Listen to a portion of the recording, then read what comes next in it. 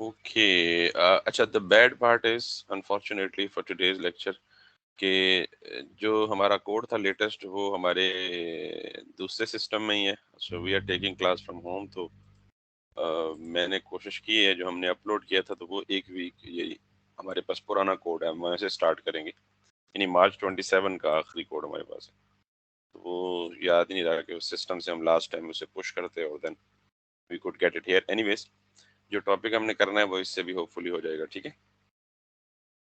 सो इस कोड में कुछ चीज़ें मिसिंग हैं जो कि ऑब्वियसली जब हमें ज़रूरत अगर पड़ी तो हमने खुद कर लेंगे। वैसे हम आज फ्रंट एंड पे मूव कर रहे हैं वैसे भी, तो बैक एंड का जितना पार्ट हम कर चुके हैं ऑलमोस्ट वो ये हमारी हो गई थी ना ऑथेंटिकेशन कंप्लीट, ऑथराइजेशन रह गई थी सिर्फ मेरे ख्याल में।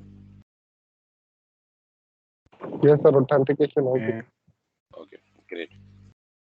सो now we have this folder. दो केस में थोड़ा सा आई मीन पुराना कोड पड़ा हुआ है, लेकिन still we are good to go. Let me open up the postman.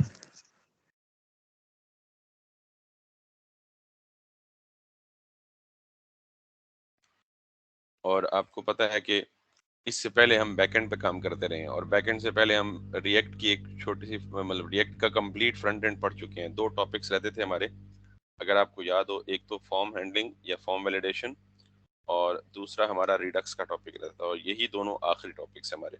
हम कोशिश करेंगे कि इन दोनों में, अगर दोनों नहीं तो कोई एक इन दोनों में से पहले आज समेट लें।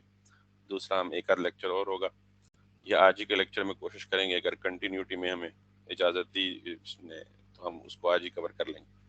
So let's begin. हमारे पास ये जो एक फोल्डर बना हुआ है टू डू ऐप क्रेड के नाम से, इसमें सारा बैकएंड पड़ा हुआ है। आपको पता है कॉन्फ़िग, कंट्रोलर्स, मॉडल्स, राउट्स और सर्वर। तो चूंकि इससे पहले हम सिर्फ बैकएंड पे काम करते चले आए हैं, फ्रंट एंड पे काम करते हुए लंबा अरसा गुजर गया, तो हम बेसिकली एक ही रूट डायरेक्टरी में, हमारी रूट डायरेक्टरी है टू डू ऐप क्रेड। तो मैं यहाँ रूट में एक फोल्डर बना लेता हूँ, दो फोल्डर इनफैक्ट बना लेता हूँ। इसको मैं कहता हूँ बैकएंड,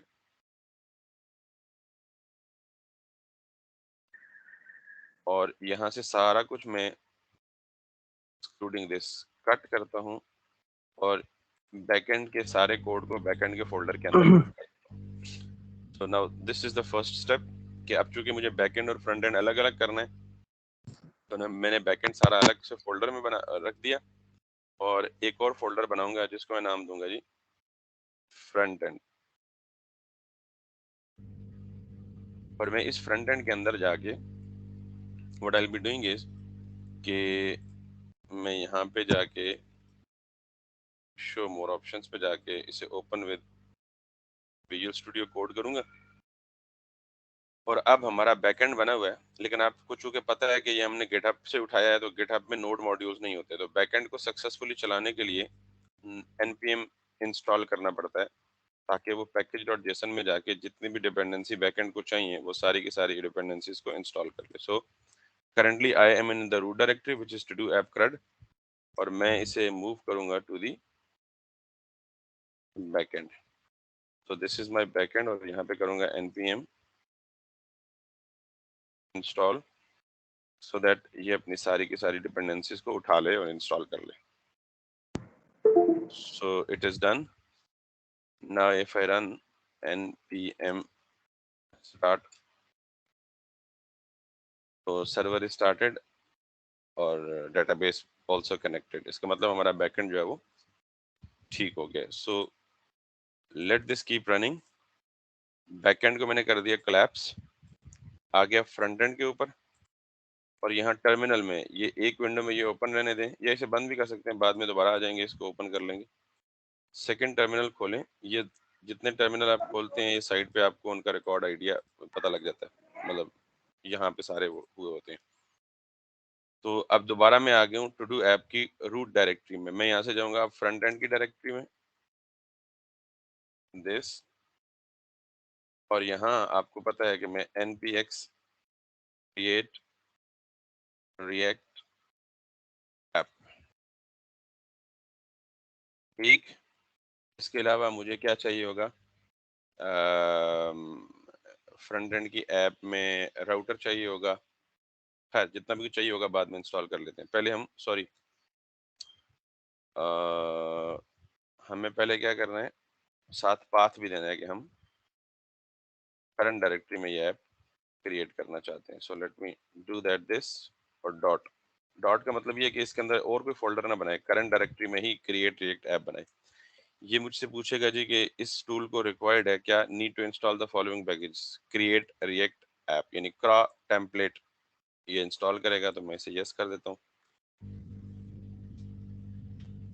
ये सारे काम हम पहले कर चुके हैं, that's why I am not repeating it over and over again. इतनी देर में ये इंस्टॉल होता, हम देखते हैं जी कि हमें क्या क्या चीज़ मजीद चाहिए। हमें चाहिए रिएक्ट राउटर डोम, और हमने वर्जन 6 पे काम करना है, नॉट वर्जन 5 पे, ठीक है। This is the latest one, ये ऊपर देख लीजिएगा वर्जन 6 ही हो आपके पास भी। और इसके लिए हमें ये इंस्टॉल करना पड़ेगा, npm install react router dom @6। @6 का मतलब version 6, we are forcing it to install the version 6 not 5। So let it complete.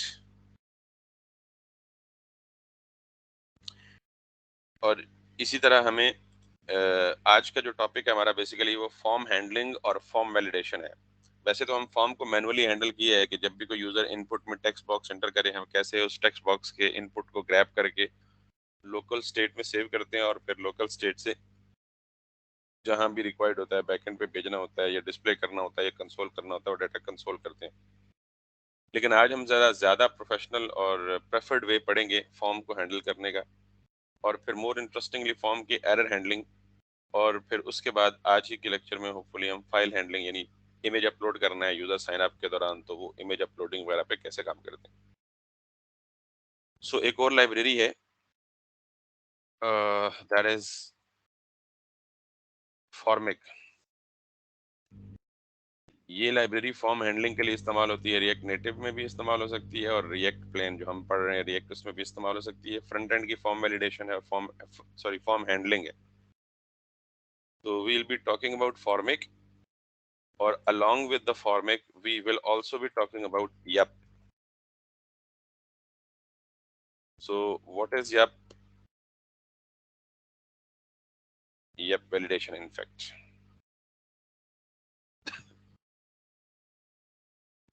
So एक इसका पैकेज हम लिख लेते हैं, और ये है फॉर्मिक। ये बहुत ज्यादा famous, Formik is the world's most popular open source form library for the React and React Native. So this is quite easy as well, or quite famous as well.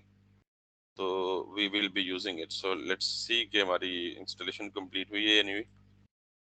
सो हम इतनी देर में इंस्टॉलेशन कंप्लीट होती, इसको देख लेते हैं। ये आपको मैं बाद में दिखाता हूँ आपको।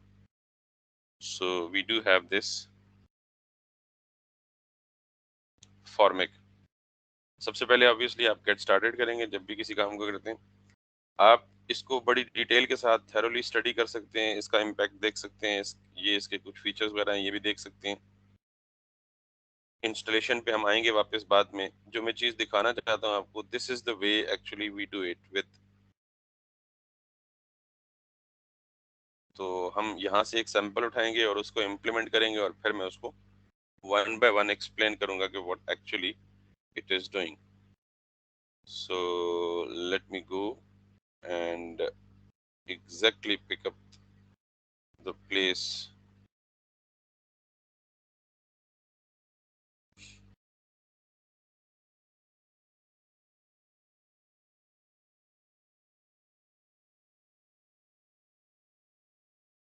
मैं फॉर्मिक को यूज करने के दो तीन तरीके हैं, और मैं इसका वो तरीका इस्तेमाल करूंगा जिसमें हुक इस्तेमाल होती है। यानी हमारे पास यूज फॉर्मिक की बिल्ट इन हुक है इस लाइब्रेरी में जो हमें मिलती है। हमने पढ़ा है कि रिएक्ट की हुक्स में दो तीन तरह की हुक्स होती हैं। एक तो ये है कि जो रिएक्ट कोर का पार्ट है, जैसे यूज स्टेट है, यूज इफेक्ट है, ये हुक्स रिएक्ट का पार्ट है अपना। रिएक्ट की अपनी हुक्स हैं जो हमें रिएक्ट की लाइब्रेरी प्रोवाइड करती है। यूज कॉल बैक है, यूज रिड्यूसर है, यूज मेमो है। इनमें से कुछ हमने पढ़ी हैं, कुछ हमने नहीं पढ़ी। लेकिन जिस तरह यूज स्टेट और यूज इफेक्ट हमने हुक पढ़ी है, इस तरह जब रिएक्ट में हम किसी लाइब्रेरी को इंस्टॉल करते हैं तो कुछ हुक्स वो लाइब्रेरी भी अपने साथ देती है, हमें एक्सपोज करती है। मिसाल के तौर पे जैसे हमने फॉर्मिक के साथ काम करने लगे हैं फॉर्म हैंडलिंग के लिए, तो फॉर्मिक की लाइब्रेरी भी हमें एक हुक देती है जिसे हम यूज फॉर्मिक कहते हैं। ये वाली हुक है और ये फॉर्मिक की लाइब्रेरी से। और इस हुक में बेसिकली हमें इनिशियल स्टेट, जैसे अपनी यूज स्टेट की हुक में इनिशियल स्टेट देते थे, यहाँ भी जाहिर है हुक में एक या एक से ज्यादा आर्गुमेंट्स जो है वो रिक्वायर्ड हो सकते हैं। तो ये इनिशियल स्टेट यहाँ से यहाँ तक है इस यूज फॉर्मेट की हुक में, जिसमें आपको इनिशियल स्टेट्स चाहिए और ऑन सबमिट चाहिए, और फिर हम उसे नीचे यूज करते हैं। But I will definitely be talking about just in a moment once our installation is done. So we are having some problem with the installation of React app, and that is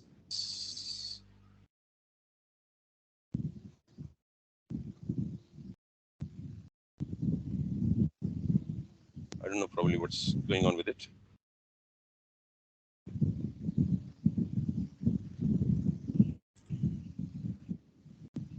Let's make it again.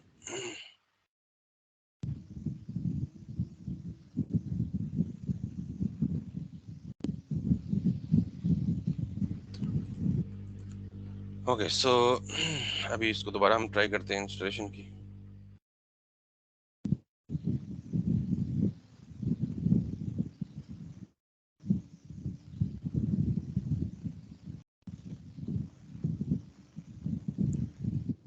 Yes, अच्छा, हम getting started के जो tutorial है उसके second page में मैं आया हूँ, यानी this the previous one was the first page. और यहाँ पे अगर आप गेट स्टार्टेड डॉक्यूमेंटेशन में देखें तो गेटिंग स्टार्टेड के बाद ट्यूटोरियल पे मैंने क्लिक किया है, और ट्यूटोरियल पे क्लिक करने के बाद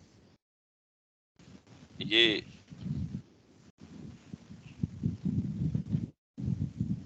यहाँ इस सेक्शन पे आपने आना है, which is this one.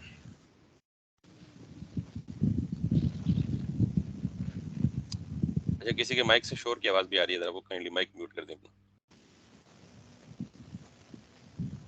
Ibrar, it's probably you.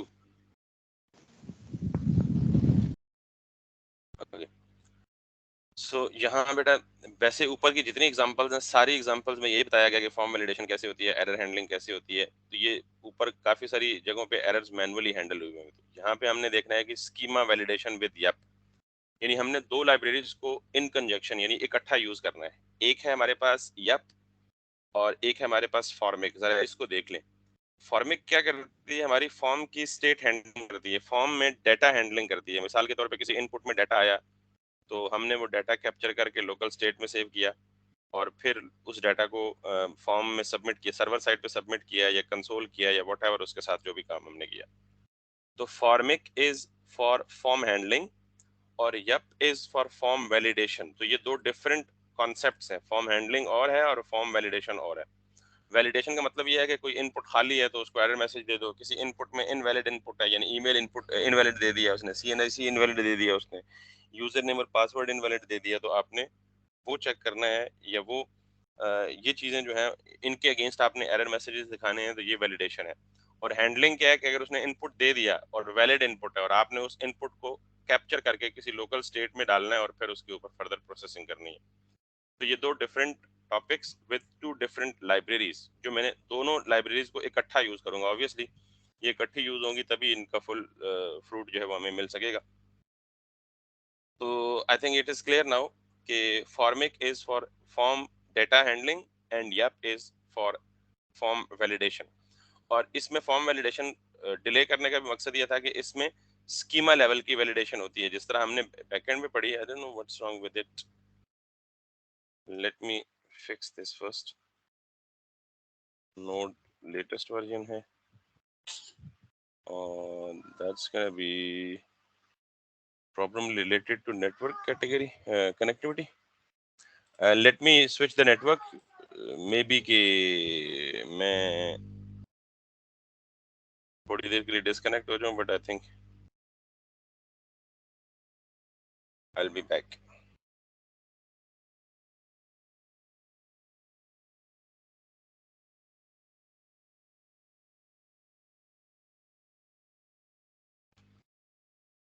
So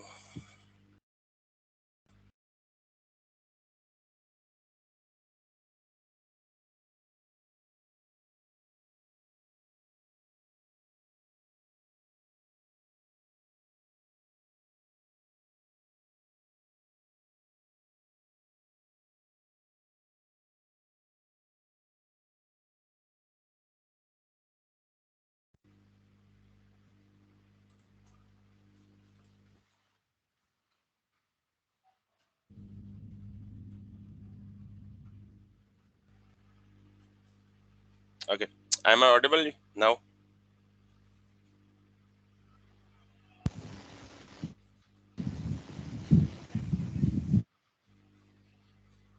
जवाब दे दो अल्लाह दे बंदे, रोजा सारियां दे।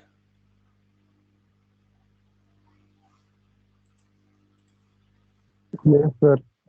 ओके, शुक्रिया।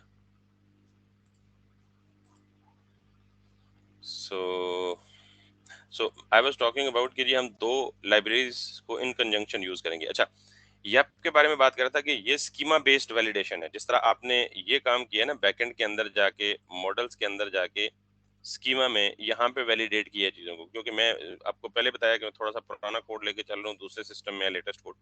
तो यहाँ पे हमने वैलिडेशन प्रोवाइड की थी कि रिक्वायर्ड ट्रू है, ईमेल को चेक किया था, पासवर्ड को चेक किया था, आई मीन बाकी बहुत सारी चीजों को, पासवर्ड की लेंथ वगैरह को चेक किया था। तो बिल्कुल इसी तरह की वैलिडेशन हम फ्रंट एंड पे करेंगे यूजिंग यप। मतलब बिल्कुल इसी तरह की तो नहीं ऑब्वियसली, लेकिन कॉन्सेप्ट तकरीबन सिमिलर है।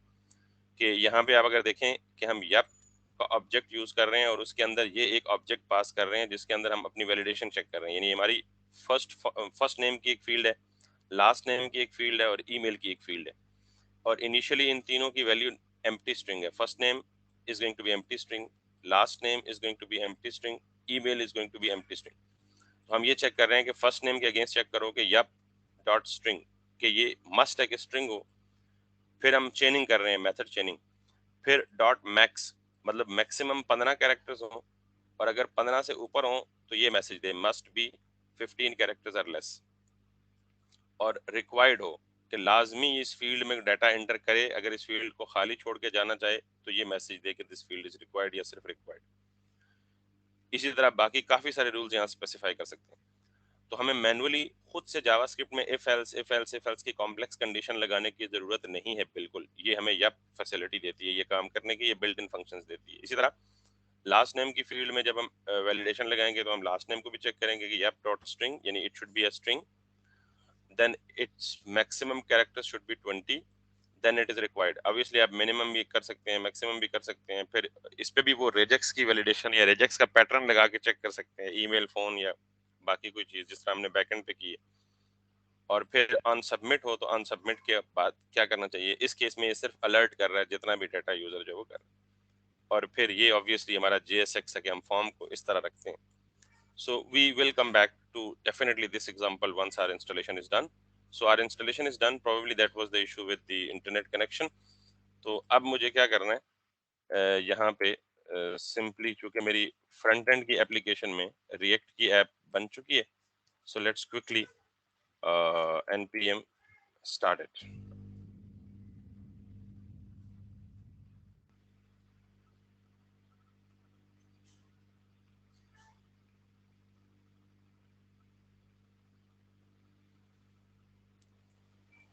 Okay, we are done with this React basic application. और along with that, what I need to do is कि 3 पैकेजेस करने हैं मुझे, एक React Router DOM, एक Formic और एक YAP। तीनों मैंने आपको अभी बता दिए हैं कि हमने किसको किस पर्पस के लिए करना है। सो let me do it now. npm install React Router DOM। एक और टर्मिनल ओपन कर लें, let both of them running in the separate thread. This, ये हमारा React Router DOM इंस्टॉल हो गया। And then sorry, we are gonna have this Formic installation as well।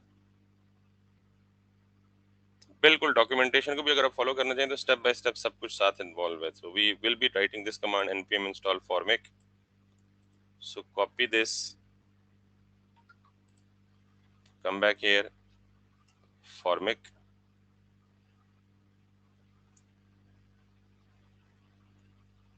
right? So let's go back and write this as well. npm install -s और yep, ये -s उसी save के लिए होता है, ठीक है? यानी डैश डैश सेव कर लें या सिर्फ एक डैश के साथ s कर लें, इसका मतलब इसको एज अ डिपेंडेंसी सेव कर लो। सो जब इसकी इंस्टॉलेशन के बाद देखेंगे तो हमारे पास पैकेज जेसन में yep, फॉर्मिक और रिएक्ट राउटर डॉम तीनों की एंट्री मौजूद होनी चाहिए। So what is that?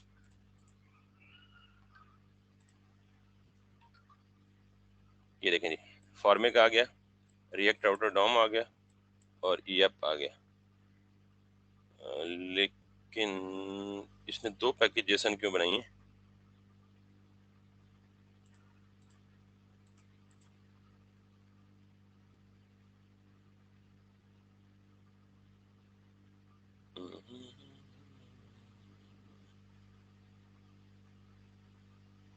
तो इसके अंदर दो नोड मॉड्यूल के फोल्डर्स हैं और दो पैकेज जेसन की फाइल्स हैं। That this should not be so like. ओहो, अच्छा, ये दोनों फ्रंट एंड के अंदर नहीं है, हमने ये जो इंस्टॉलेशन कर ली है ये फ्रंट एंड के फोल्डर से बाहर कर ली है, ठीक है? So we have to remove it first, sorry.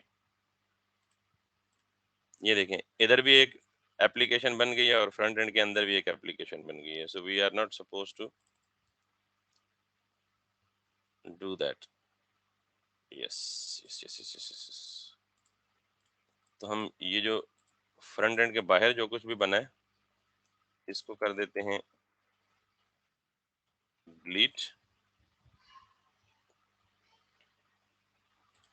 और ये जो हमने बाकी तो ठीक है क्योंकि बाकी सब कुछ ओके है। ये एसएल पैकेज जेसन फाइल होनी चाहिए जिसमें सारी एंट्रीज हैं। अब इसमें हमें दोबारा से ये तीन लाइब्रेरीज करनी है और वो गलती इस वजह से हुई है कि we ran the command in the root directory todo app crud, हालांकि हमें कहाँ करनी थी? फ्रंट एंड के अंदर करनी थी ये। सो लेट्स सी, अब मैं दोबारा करता हूँ जी, क्या npm i for install react router DOM version 6, इसके साथ हमें चाहिए जी फॉर्मिक -s, इसके साथ हमें चाहिए जी yep -s। Let's do it. ये बेसिकली तीन डिपेंडेंसीज को इकट्ठा इंस्टॉल करने का एक तरीका है।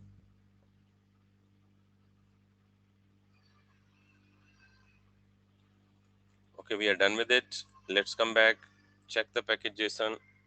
So we have formic entry here, we have react router DOM entry here, and we have yep entry here. All they are actually in the dependencies list, ठीक है? So now if we can go back to the source folder, और यहाँ पे आपको पता है कि हम क्या करते हैं, बेसिकली कंपोनेंट्स का फोल्डर बनाते हैं और फिर बेहतर है कि एक फोल्डर पेजेस का भी बना लें। पेजेस में हम सबसे पहले करेंगे जी साइन अप, ताकि उस पर फॉर्म वैलिडेशन और इमेज अपलोडिंग करें, उसके बाद बाकी काम करेंगे। सो पेजेस में मैं यहाँ पे जाता हूँ और इसको कह देता हूँ जी रजिस्टर का एक कंपोनेंट बना लेते हैं, JSX कर लें, JS कर लें या JSX कर लें, क्योंकि हम JSX लिख रहे होते हैं। फिर RAFCE पे एक कंपोनेंट बना लें, कंपोनेंट पे फिर आप कर लें जी कोई, अच्छा यहाँ पे मैं आपको सारी लॉजिक ये बताऊंगा फॉर्मेट की। अब इस रिजेक्स यानी रजिस्टर डॉट जेएसएक्स को मैं यहाँ से एक्सपोर्ट कर रहा हूँ तो इसको ऑब्वियसली यूज भी करना है। So we have to come back to the app dot JS और यहाँ पे एग्जिस्टिंग सारी चीज को हम कर देते हैं डिलीट यहाँ से, और यहाँ पे हम कर देते हैं जी रजिस्टर।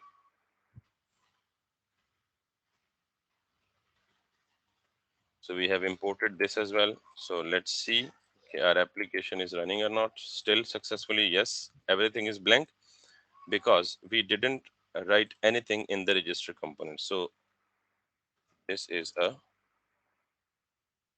register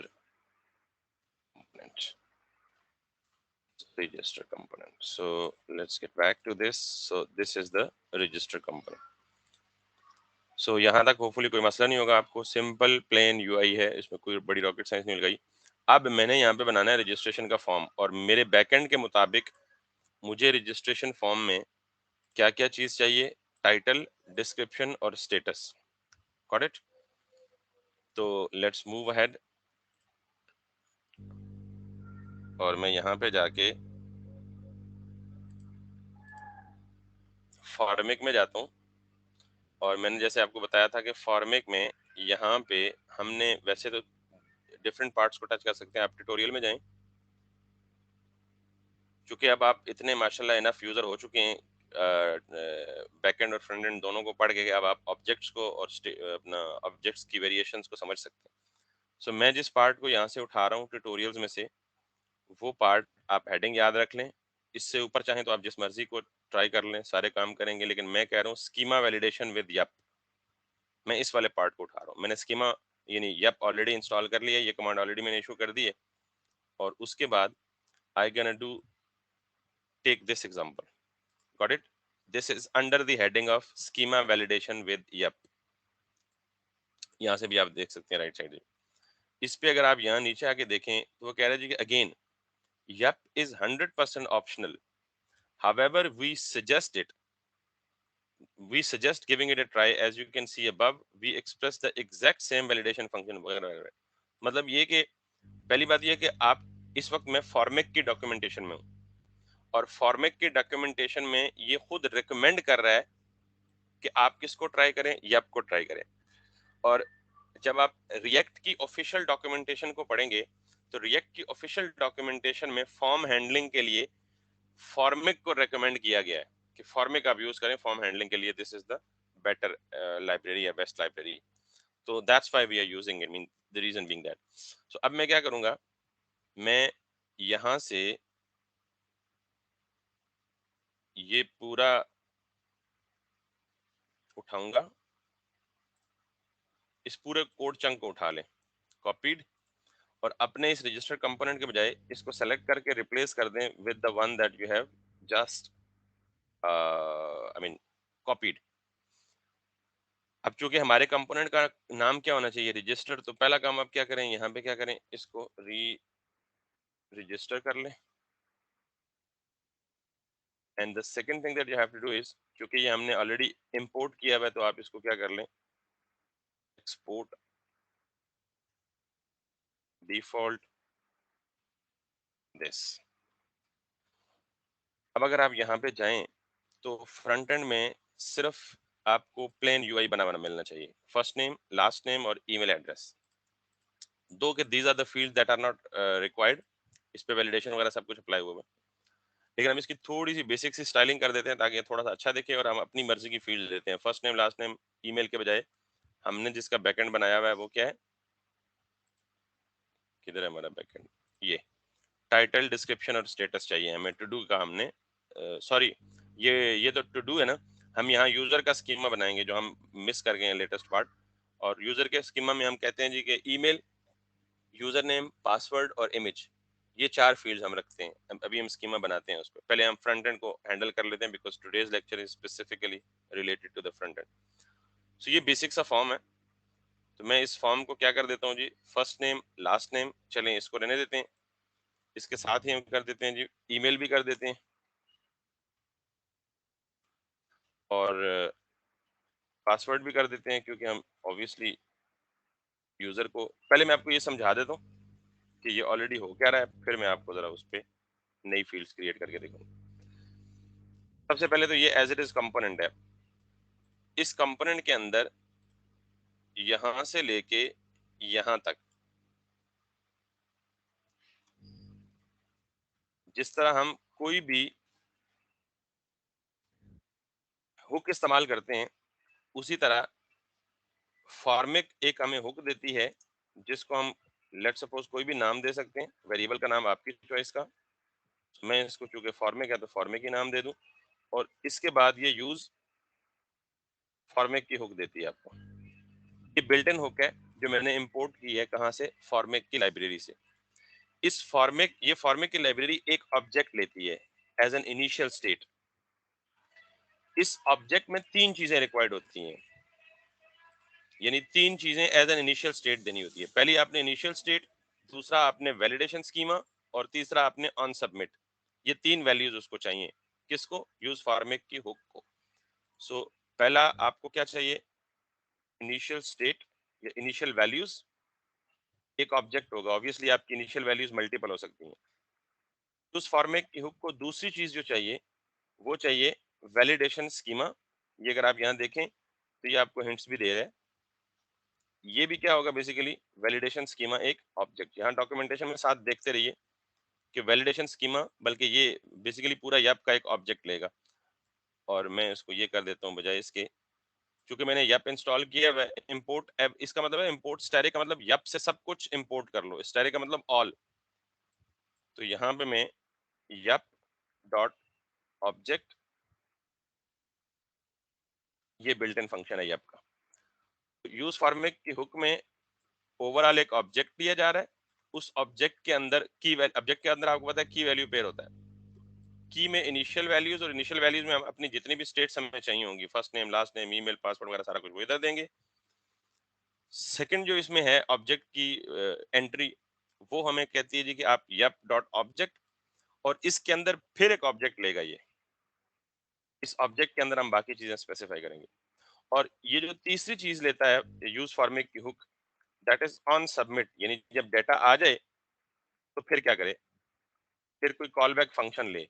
तो वो ये कह रहा है कि ऑन सबमिट में यहाँ पे एक कॉल बैक फंक्शन होगा, और ये कॉल बैक। तो ये बेसिकली सिर्फ मैंने आपको बताया कि यूज फॉर्मेट की हुक क्या करती है। मुझे ये बताएं कि इससे पहले हुक में किसी को इशू है कि हुक क्या होती है, हुक को नहीं कैसे सर। इस्तेमाल? हुक्स बिल्कुल उसी तरह है कि जैसे हम यहाँ करते थे ना यूज स्टेट, और यूज स्टेट की इनिशियल स्टेट में एक ऑब्जेक्ट पास करते थे, या एक अरे पास करते थे, या एक एम्प्टी स्ट्रिंग पास करते थे, या एक नंबर पास करते थे। तो अब ये थोड़ी सी कॉम्प्लेक्स हुक है। तो इसमें आप एक ऑब्जेक्ट पास करते हैं एज एन आर्गुमेंट, और उस ऑब्जेक्ट के अंदर क्या क्या चीजें होती हैं? इनिशियल वैल्यूज, वैलिडेशन स्कीमा, और on submit. These are the three entries. ठीक है जी। उसके बाद आपने इनमें इनिशियल वैल्यूज में क्या करना है? आपने फॉर्म पे बेसिकली तीन, लेट सपोज, इनपुट स्टेट्स बनाई हैं। ठीक है, और वो तीन कौन सी हैं? ये देखें, इनपुट नॉर्मल। अच्छा, पहले मैं आपको इसको भी जरा ज्यादा क्लियर कर दूं। चलें हम जरा इसको स्क्रैच से करते हैं। ये भी मैंने खत्म कर दिया, ये भी मैंने खत्म कर दिया, ये भी मैंने खत्म कर दिया, ये भी खत्म कर दिया, ये भी खत्म कर दिया, ये भी खत्म कर दिया। अब इस फॉर्म को अंडरस्टैंड करना किसी के लिए मुश्किल नहीं होना चाहिए। सिंपली फॉर्म का टैग, फॉर्म के अंदर एक लेबल, और लेबल के अंदर एक इनपुट। इनपुट की आईडी ये है, नेम ये है, और इनपुट टाइप टेक्स्ट है। Label ID name type, label ID input ID name type. तो ये बेसिकली आपका बिल्कुल बिल्कुल मैनुअल प्लेन फॉर्म जो है वो बन गया, जो कोई काम नहीं कर रहा, कुछ भी नहीं कर रहा अभी तक। फिर ये बिल वो इसकी HTML का रिक्वायर्ड एट्रीब्यूट है, उसकी वजह से दे रहा है। तो यहाँ कोई फॉर्मिक नहीं है, कोई कुछ भी नहीं है। So now I am starting. अच्छा, मैं एक और फील्ड बना लेता हूँ। मुझे चाहिए first name, last name, email. So let me make it like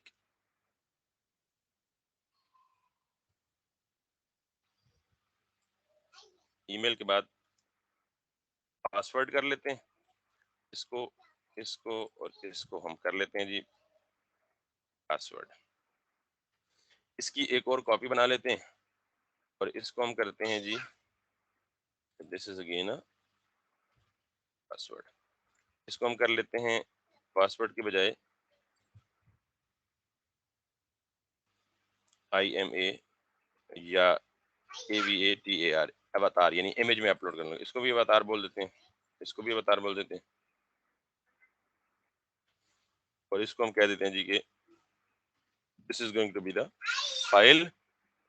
और now if we check our form, तो ये हमारी फील्ड हो जाएंगी जी, first name, last name, email, password, और पासवर्ड के बाद upload a picture.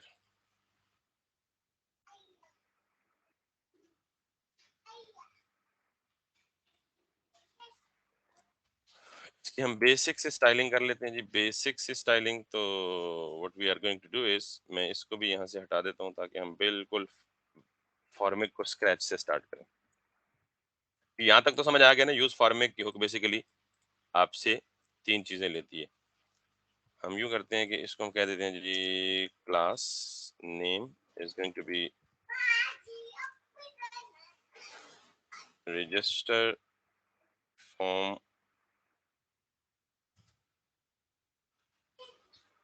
Container. So what we gonna do is कि where is the CSS, backend को कोलैप्स कर दें, इधर आ जाएं app.css में, एग्जिस्टिंग स्टाइल्स को रहने दें, मर्जी है तो डिलीट कर दें, बिकॉज वैसे भी हम सारा कुछ डिलीट तो कर ही चुके हैं, तो इसको भी डिलीट कर दें या रहने दें, क्योंकि ये सेंट्रलाइज इसने किया हुआ ना, तो आई सेंटर है तो ठीक ही है। मैं यहाँ पे फॉर्म, इसको मैं कह देता हूँ जी BGC for background colour, that needs to be like DDDD। इसको मैं दे देता हूँ जी PADDING। Padding is going to be like 24 pixels, and then इसको मैं कह देता हूँ जी कि इसके अंदर जितने भी इनपुट हैं उन सारों को क्या कर दे, डिस्प्ले ब्लॉक कर दे। इसकी जो विड्थ है फॉर्म की, मैं उसको लिमिट कर देता हूँ to 800 pixels. So let's get back. ये तो कुछ उलट ही हो गया। अच्छा, ये उलट इसलिए हो गया कि ये लेबल को भी हमें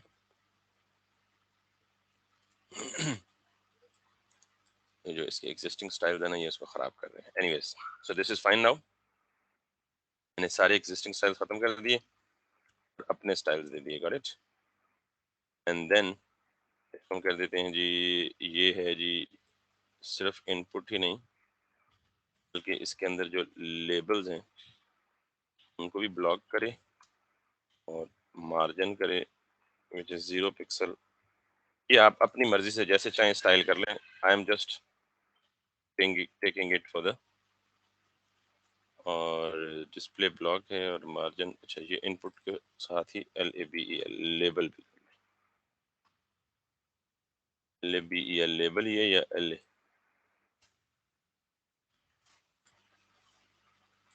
सो इट लुक्स कि हम जो है ना CSS ही भूल गए हैं, बड़ा अरसा हो गया। एनीवेज, इसको यहीं रहने दें, इसको भी यहीं रहने दें। That's it, pretty much it. और I think that's good enough. Name, first name, last name, email, password और इमेज अपलोड। हाँ, एक चीज और, यहाँ पे हम जो इमेज अपलोड करेंगे उसका प्रीव्यू भी देख लेते हैं।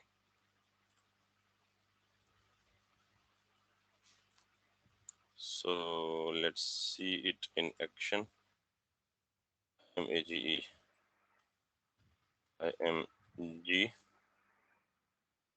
और that's pretty much it. इस इमेज पे वापस आते हैं कि हमने क्या रखना है। एनीवेज जी,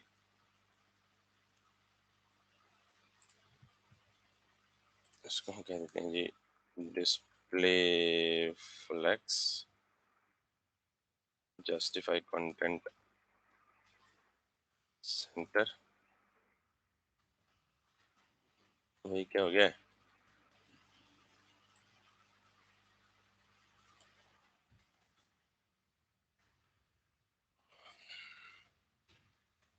चलें, फिलहाल ऐसे ऐसे ही रहने देते हैं, बिकॉज हमें बूटस्ट्रैप करते तो ज्यादा आसानी हो जाती है। अभी हम ज्यादा टाइम स्पेंड करेंगे CSS में तो मसला हो जाएगा।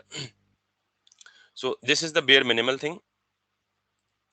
अब मैंने इस चीज को कंप्लीट करना है। So what I will be doing is कि मेरे पास कितनी फील्ड्स हैं जी, एक फर्स्ट नेम की, एक लास्ट नेम की, एक ईमेल की, एक पासवर्ड की और एक अवतार की। तो मैं इन सारों को इनिशियल स्टेट यहाँ पे हैंडल कर दूंगा। कंसिस्टेंसी के लिए और बेहतर अंडरस्टैंडेबिलिटी के लिए कोशिश करें कि जो नाम आप यहाँ दे रहे हैं, नाम और आईडी सिर्फ नाम से मैच कर लें कि जो नाम आप यहाँ दे रहे हैं एग्जैक्टली वही नेम आप यहाँ लोकल स्टेट वेरिएबल्स के भी दें। यानी अपने अगर फर्स्ट नेम दिया है यहाँ पे, तो आप यहाँ भी कोशिश करें कि फर्स्ट नेम की जो इनिशियल स्टेट होगी that is going to be an empty string. इसी तरह लास्ट नेम है, तो लास्ट नेम की जो इनिशियल स्टेट होगी that also needs to be an empty string. Obviously initially तो एम्प्टी होगी, जब यूजर को इनपुट देगा तो फिर। इसी तरह ईमेल और इसी तरह पासवर्ड और इसी तरह अवतार which is the field of the image. तो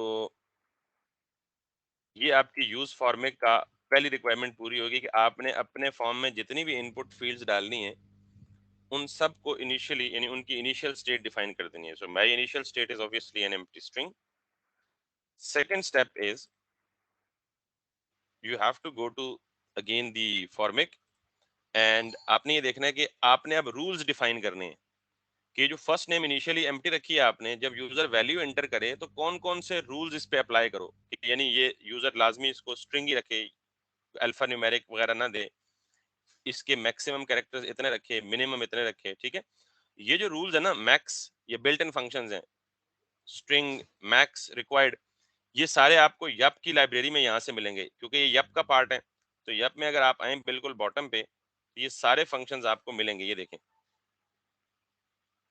yep dot reach, yep dot add method, yep dot, ये सारी इसके एपीआईज हैं, ये सारे उसके स्कीमा लेवल के फंक्शंस हैं। और यहाँ पे अगर देखें आप, ये देखें, ये हम यूज कर रहे हैं, मिन है, मैक्स है, लेस देन है, मोर देन है, पॉजिटिव है, नेगेटिव है, इंटीजर है, ट्रंकेट है, राउंड है, ये सारे के सारे फंक्शंस। इसी तरह अगर डेट है तो डेट डॉट मिन है, डेट डॉट मैक्स है। इसी तरह अरे है तो अरे ऑफ, ये सारे के सारे यहाँ से आप देख सकते हैं, ये जो फंक्शन मैं यूज करने लगा हूँ। ठीक है, इनकी विद एग्जांपल्स।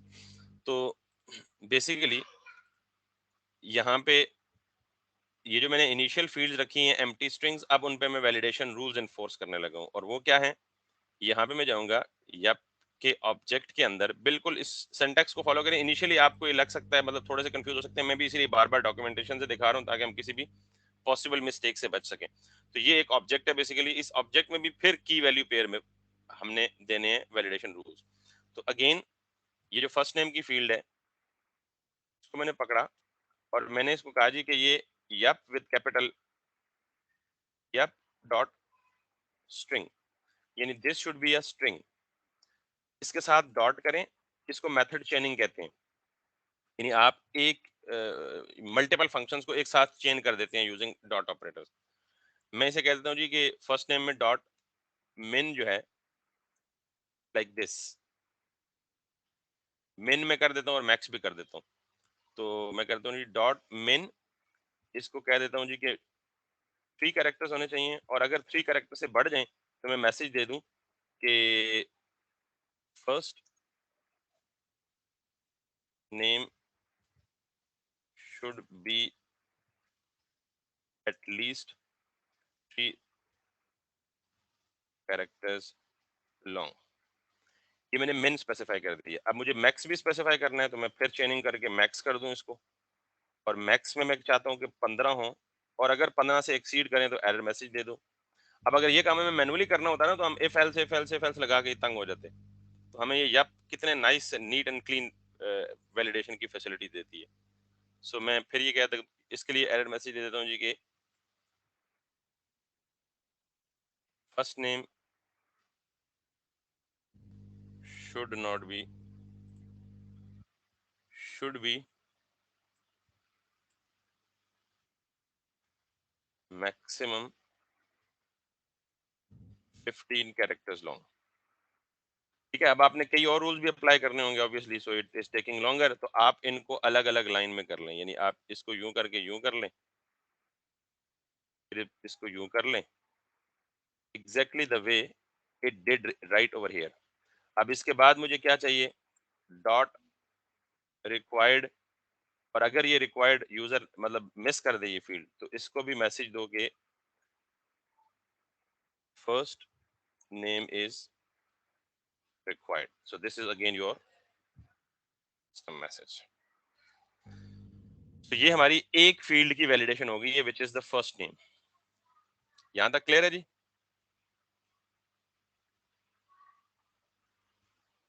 यहां तक किसी को मसला? No sir. Okay great. अब मैं यहाँ पे लूंगा कॉमा, और कॉमा के बाद मेरी सेकंड फील्ड क्या है? Last name. सो मैं ऑब्वियसली यही सारी चीजें कॉपी कर लेता हूँ, लास्ट नेम के लिए मुझे ये चीजें चाहिए। So let's not waste our time. ये स्ट्रिंग होनी चाहिए, इसकी जगह फर्स्ट नेम के बजाय what I will do is last name. तो मैं यही रूल्स लास्ट नेम भी अप्लाई करता हूँ कि मिनिमम इसके 3 कैरेक्टर्स होने चाहिए, ये स्ट्रिंग होना चाहिए, मैक्सिमम 15 होने चाहिए, और ये भी रिक्वायर्ड होना चाहिए। ठीक है। तीसरा मुझे चाहिए email. So what I will be doing is email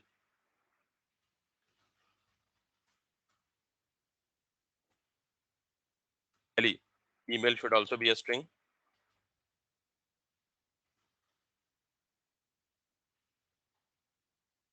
हम देख लेते हैं इसने क्या लगाया, ये सारी चीज। So, हम इसी को कॉपी कर लेते हैं बिकॉज इसमें उसने ईमेल की ऑथेंटिकेशन खुद ही चेक की हुई है। सो लेट्स, ये देखें इधर ये ईमेल का बिल्ट इन फंक्शन है कि ये खुद इंटरनली चेक करेगा कि क्या ये वैलिड ईमेल है या नहीं है। तो उसको खुद पता है कि वैलिड ईमेल में क्या क्या होता है, एट द रेट साइन होता है, एट द रेट साइन के बाद कुछ कैरेक्टर्स होते हैं, फिर डॉट होता है, फिर काम होता है। तो हमें कोई टेंशन लेने की जरूरत नहीं है। ये यप भी चेक करेगा कि ये स्ट्रिंग है, वैलिड ईमेल है और रिक्वायर्ड है। ठीक है। अगर वैलिड ईमेल नहीं है तो मैसेज ये दे दे इनवैलिड ईमेल एड्रेस, और इसको आप please enter the email as well. Messages आप कस्टम कर सकते हैं। ठीक है। So first name, last name, email, हमारी ये 3 चीजें होगी। Now we need a password as well. ठीक है जी। So let's put a comma over here. चाहें तो आप इसको भी मल्टीलाइन कर लें। तो अब आप समझ रहे हैं ना स्कीमा लेवल वैलिडेशन में किसको बोल रहा था। बैकएंड में भी एक स्कीमा लेवल वैलिडेशन थी, ये भी एक स्कीमा लेवल। तो ये सारा बेसिकली मेरी फॉर्म का स्कीमा बन रहा है। Then I need is what I need is email। Email भी हो गया। पासवर्ड,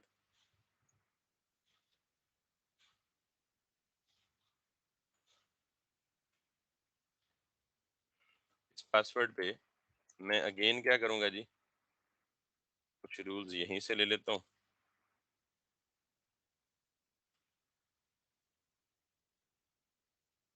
तो मैं कहता हूँ जी कि इसको करना चाहिए जी मिन पासवर्ड जो है वो मिनिमम कितने होने चाहिए, 6 कैरेक्टर्स लॉन्ग होने चाहिए।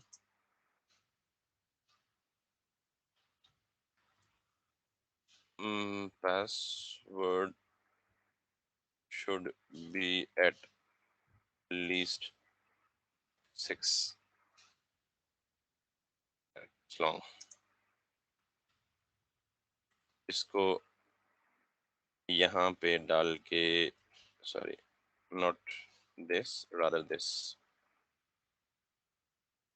मैक्स भी होना चाहिए। Max should be like 15। Maximum 15 characters allowed. तो दिस इज द पासवर्ड। हम बाकी चीजें, अच्छा इसमें भी रिजेक्ट कर सकते हैं। इंटरेस्टिंग पार्ट, कोई बंदा कहता है जी कि पासवर्ड की स्ट्रेंथ चेक करनी है कि पासवर्ड में इतने कैपिटल होने चाहिए, इतने लोअर होने चाहिए। तो ये मैंने आपको कहा है कि will do that probably, but let's try it first with a simply simplified example and then we can definitely have the complex things like regex pattern checking और बाकी सारी चीजें, बहुत सारे लवाज़मात हैं इसमें, सारी एग्जांपल्स में गिवन है। So let's make it simple first. ये हमारी first name, last name, email और पासवर्ड चेक हो चुका है। अब हमने चेक करना है जी अवतार। तो हम इसको भी कर लेते हैं।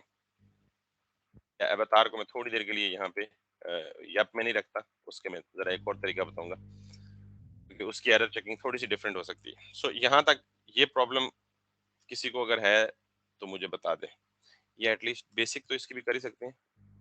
जहाँ प्रॉब्लम आएगा मैं आपको बता दूंगा। अवतार,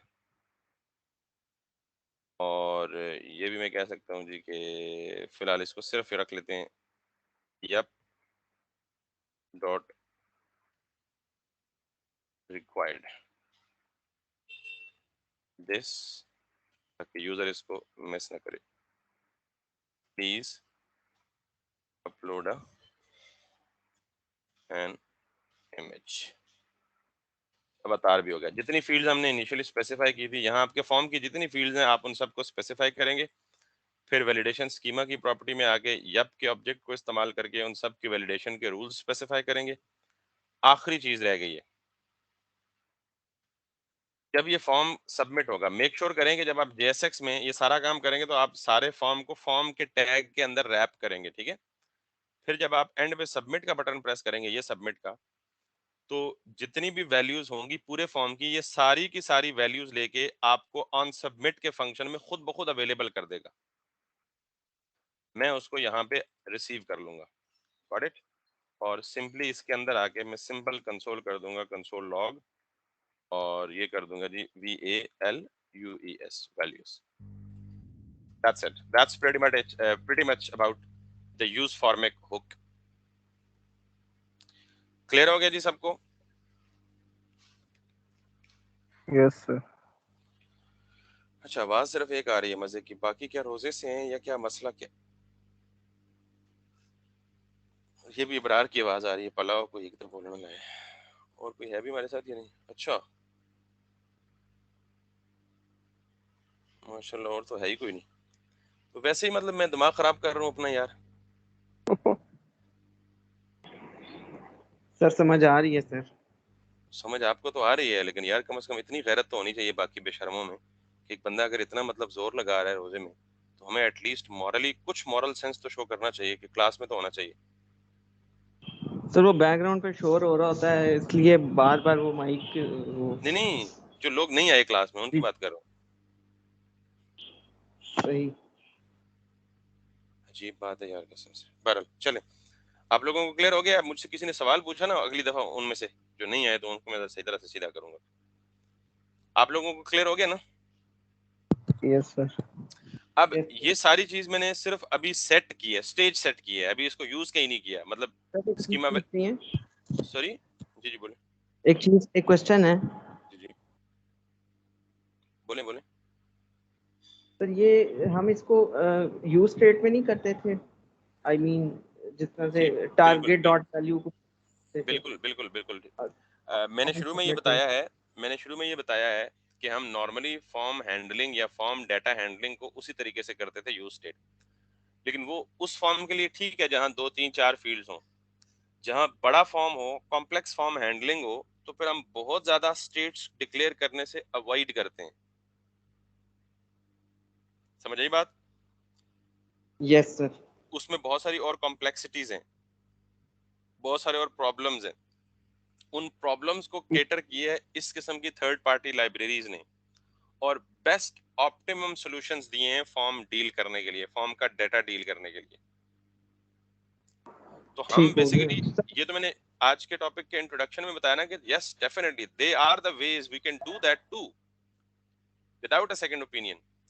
लेकिन साथ ही मैंने आपको ये भी बताया था अभी आज ही की क्लास के इंट्रोडक्शन में कि रिएक्ट खुद बेसिकली अपनी डॉक्यूमेंटेशन में क्या कहता है, आप फॉर्म हैंडलिंग के लिए किसको इस्तेमाल करें? यप ये फॉर्मेट। फॉर्मिक को।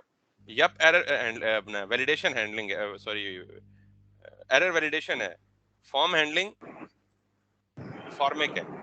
So let's do that. मैं आपको यहाँ से अगर दिखा सकूं for the very quick part, ये देखें फॉर्म्स का सेक्शन है, रिएक्ट की ऑफिशियल डॉक्यूमेंटेशन है, ठीक है। इस फॉर्म के सेक्शंस में अगर आप जाएं तो ये सारी कहानी बताने के बाद आपको कहीं यहाँ पे बताएगा,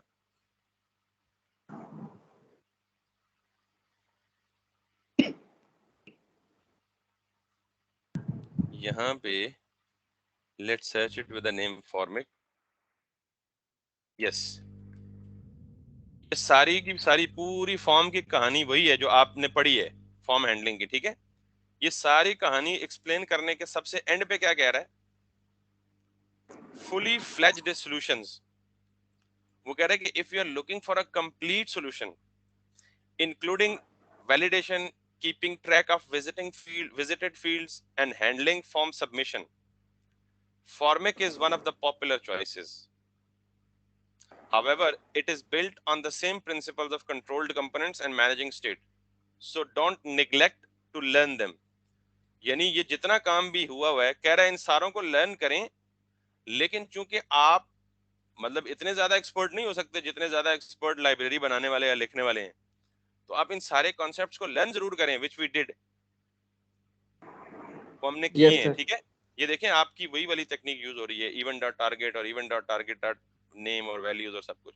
लेकिन एंड पे ये कह रहा है कि फुल फ्लैज सोल्यूशन के लिए one of the most popular choices is formic, और अगर आप इस फॉर्मिक को यहाँ से क्लिक करें तो you will land on the same Formik library which we opened separately. Yes sir. Clear होगी बात? Yes sir. तो ये अभी यूजर्स, हमारे पास अगर एक आप देखें, वैल्यूज नाम। सिर्फ एक मिनट देखें, अगर ठीक इसके यूजर्स में जाए ना कि फॉर्मिक कौन कौन यूज कर रहा है, तो आपको खुद ही तसल्ली हो जाएगी, दोबारा ये सवाल ही नहीं पूछेंगे। है। सुना है आपने एयरबीएनबी को? यस सर, ये वालमार्ट बहुत बड़ी चीज है, ये मैंने भी नहीं सुना ये क्या है। नासा बहुत बड़ा है, स्ट्राइप बहुत बड़ी चीज है, यूएस आर्मी बहुत बड़ा वो उनका है। ओपन टेबल मैंने नहीं सुना, ये नेस्डेक सुना है, जिस तरह पाकिस्तान की स्टॉक एक्सचेंज है इस तरह की नेस्डेक अमेरिका की है। डॉकर, नोकिया, सोनी, मतलब the huge list. Sorry, add your company, हम अपनी कंपनी को नहीं ऐड। तो ये सारे के सारे क्या यूज कर रहे हैं बेसिकली, फॉर्म हैंडलिंग के लिए फॉर्मिक्स को इस्तेमाल। तो that's why we in fact I personally prefer Formik. Yes sir. किसी और से कोई बात करेंगे तो शायद उसकी चॉइस डिफरेंट हो, बट डेफिनेटली हर बंदे की अपनी टेस्ट, अपनी चॉइस। बट अगर आप ये सारा कुछ नहीं यूज करना चाहते, कोई मसला नहीं, आपने जो पुरानी लॉजिक फॉर्म हैंडलिंग पढ़ी है उसको ले लें। उसमें फिर सब कुछ आपको एरर भी मैनुअली हैंडल करने पड़ेंगे, वो नेस्टेड इफ एल्स लगा के सारी कंडीशन चेक करनी पड़ेगी। तो मतलब कितना लंबा काम बन जाएगा, उसके बजाय हमें कितना नीट एंड क्लीन सिंटैक्स मिल गया। Yes sir. सर ये हमारे पास वैल्यूज नाम की एक एरे बन रही है। ये वाली, इसमें सारा जी जी। हाँ ये अभी इसमें आते हैं हमारे ना। पास, हाँ जी, बोले बोले। तो इसमें हम सेपरेट अब करेंगे अभी इसको, या यानी है कोई तरीका इसमें सेपरेट कर लेने का, बिल्कुल वैल्यूज को ऑब्वियसली है, अलग अलग? बिल्कुल ऑब्वियसली है, लेकिन पहले हम यहाँ तक पहुंचे तो सही ना। अभी तक तो देखें हमारे एरर आ रहे हैं, अभी हमने कंप्लीट नहीं किया ना अपना सेटअप। ये देखें, अच्छा अच्छा सर। जब कंप्लीट करेंगे, मैं सबमिट करूंगा, तो वो सारी वैल्यूज जो दिखेंगी एक ऑब्जेक्ट की फॉर्म में वो आपको नजर आ जाएंगी। थैंक यस फिर सर। आप सवाल कीजिएगा, ठीक है। थैंक So, यू अभी सर। मैंने क्या किया, अभी मैंने स्टेज सेट किया है। अब इस यूज फॉर्मिक, यानी मैंने आपको अभी स्टेज सेट करने से क्या मुराद है कि मैंने सिर्फ आपको यूज फॉर्मिक की हुक समझाई है। इस यूज फॉर्मिक की हुक को अपने फॉर्म के साथ कहीं भी इस्तेमाल नहीं किया। तो काम तो ये तब करेगा जब मैं इन सारी चीजों को इसके साथ कनेक्ट करूंगा, लिंक करूंगा, क्योंकि अल्टीमेटली फ्रंट एंड पे तो जेएसएक्स ने शो होना है ना, फ्रंट एंड में फॉर्मिक में तो नहीं शो होना, ठीक है। तो मैंने अब इस फॉर्मिक की हुक में जितना कुछ भी स्पेसिफाई किया है उस सारी की सारी चीज को लिंक करूंगा, ये कनेक्ट करूंगा इस फॉर्म के साथ और इस फॉर्म की हर एक फील्ड के साथ। क्लियर है? Yes sir. Okay, so how are we going to do that? पहली बात, ये जो फॉर्मिक है ना, ये आपको एक ऑब्जेक्ट रिटर्न करती है। This formic is an object. ये क्या है? एक ऑब्जेक्ट है। इस फॉर्मिक के ऑब्जेक्ट में क्या क्या चीज पड़ी हुई है, जरा वो मैं दिखा देता हूं आपको। इस फॉर्मिक के ऑब्जेक्ट में मैं जरा ज्यादा आसान करके बता देता हूँ, इसने थोड़ा मुश्किल करके बताया हुआ है। इसने यहीं सारा formic dot handle change, handle blur, handle first name वगैरह वगैरह वगैरह। तो late me do it for you now in a very simple way. Object को हम डिस्ट्रक्चर यूं कर सकते हैं, यस सर। डिस्ट्रक्चरिंग का मतलब क्या होता है कि ऑब्जेक्ट के अंदर जितना कुछ भी पड़ा हुआ है उसे एक्सट्रैक्ट कर लो, उसे अनपैक कर दो, उसे ऑब्जेक्ट से बाहर निकाल दो। तो डिस्ट्रक्चर करने का मतलब ये है ना कि ये यूज फॉर्मिक पूरी की पूरी मुझे एक ऑब्जेक्ट रिटर्न करेगी, और उस ऑब्जेक्ट में क्या क्या पड़ा होगा, पहले मैं अगर ये करूं तो उस ऑब्जेक्ट को सिंपल एक वेरिएबल से रिप्रेजेंट कर रहा हूं। अब मैं इस ऑब्जेक्ट को नहीं वेरिएबल से रिप्रेजेंट नहीं कर रहा, बल्कि ये जो कुछ भी इस रिटर्न्ड ऑब्जेक्ट में होगा मैं उसको डिस्ट्रक्चर कर रहा हूं। और इस रिटर्न्ड ऑब्जेक्ट में क्या होगा, फॉर्म के जितने भी हैंडलर्स हैं वो ये हमें रिटर्न करेगा। मिसाल के तौर पे फॉर्म के हैंडलर कौन कौन से होते हैं? हैंडल ब्लर होता है, हैंडल चेंज होता है, हैंडल रीसेट होता है, हैंडल सबमिट होता है। ये होते हैं या नहीं होते? Yes sir. कहाँ होते हैं? वैसे ये सर करी जा रहे भाई मुझे ये बताएं, हैंडल ब्लर का इवेंट हैंडलर किसी फॉर्म पे लगाया जा सकता है ना? यानी फॉर्म पे कोई फील्ड है, उस फील्ड पे आपने फोकस किया और फोकस आउट किया, तो फोकस आउट करने को क्या कहते हैं? ब्लर ही कहते हैं ना। अगर किसी फॉर्म के इनपुट फील्ड में कोई चेंज आई है ना, आपने कोई कैरेक्टर टाइप किया है, तो कौन सा इवेंट हैंडलर हम लिखते होते थे? Handle change. तो अगर किसी फॉर्म में डाटा पड़ा हुआ और उस फॉर्म को रीसेट करना है, तो कौन सा इवेंट हैंडलर लिखते थे? Handle reset. और अगर फॉर्म का डाटा सबमिट करना है, तो कौन सा इवेंट हैंडलर लिखते थे? Handle submit. ये सारे हम मैनुअली लिखते हैं। अब्दुल्ला, स्पेशली आपके क्वेश्चन का आंसर है, जब हम फॉर्मिक को यस यूज नहीं करते तो ये सारे फंक्शंस हम यूजर डिफाइंड लिखते हैं, खुद डिफाइन करते हैं। फॉर्मिक के इस्तेमाल यस से हमें इनमें से कोई भी फंक्शन खुद डिफाइंड नहीं करना। ये सारे के सारे फंक्शंस हमें कौन रिटर्न कर रहा है? Use formic. हमें मैनुअली इनको यस जहां जाके ऐसे नहीं करना जैसे हम करते थे जी, कॉन्स्ट हैंडल चेंज, और इसको फिर यूं करते थे, यूं करते थे, फिर यूं करते थे, यूं करते थे, यूं करते थे, और यहाँ फिर कॉम्प्लेक्स स्टेट हैंडलिंग करते थे कि पहले इनिशियल स्टेट ये थी, फाइनल स्टेट इसकी ये कर दो, वगैरह वगैरह। ये सारा कुछ, ये काम करने से फॉर्मिक हमें आजादी दे देता है। फॉर्मिक ये सारा काम इंटरनली खुद करके हमें सिर्फ हैंडल चेंज दे देता है कि यार ये फला फंक्शन कॉल कर लो, तुम्हारा सारा काम हो जाएगा।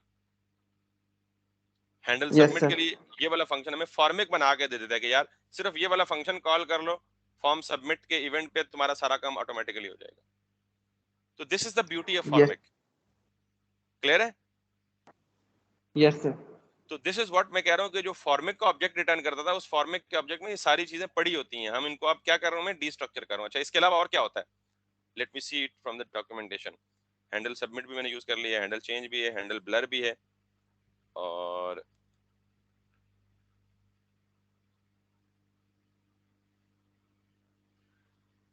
अच्छा ओके। और फिर अगली चीज ये देता है वैल्यूज।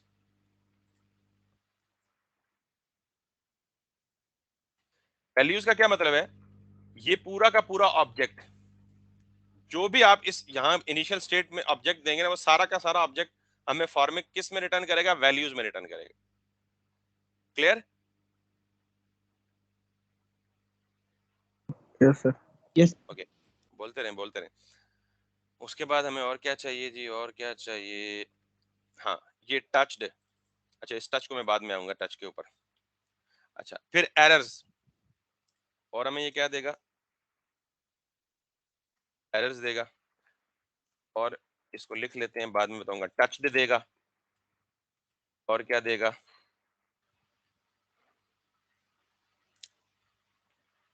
बस फिलहाल ये चीजें।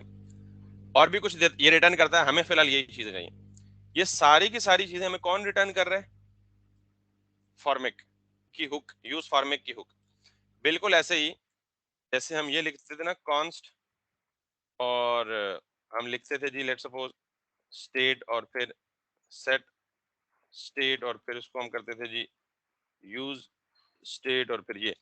तो बेसिकली हम ये करते थे जी कि हमने यूज स्टेट की हुक इस्तेमाल की है, इसकी इनिशियल वैल्यू 0 है, तो ये हमें दो चीजें रिटर्न करता है, एक स्टेट और एक स्टेट को अपडेट करने का फंक्शन।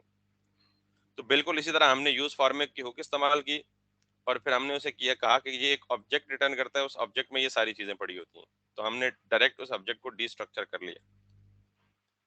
यहाँ तक किसी को मसला मसाइल है तो बता दे बेटा। This is the last thing that is I think आपको जो कंफ्यूज कर सकती थी। अब हमने सिर्फ इसको यूज करना है, इन चीजों को, ये जो निकाली है ना, इनको फॉर्म के साथ अटैच करना। यहाँ तक कोई मसला तो नहीं है? No sir.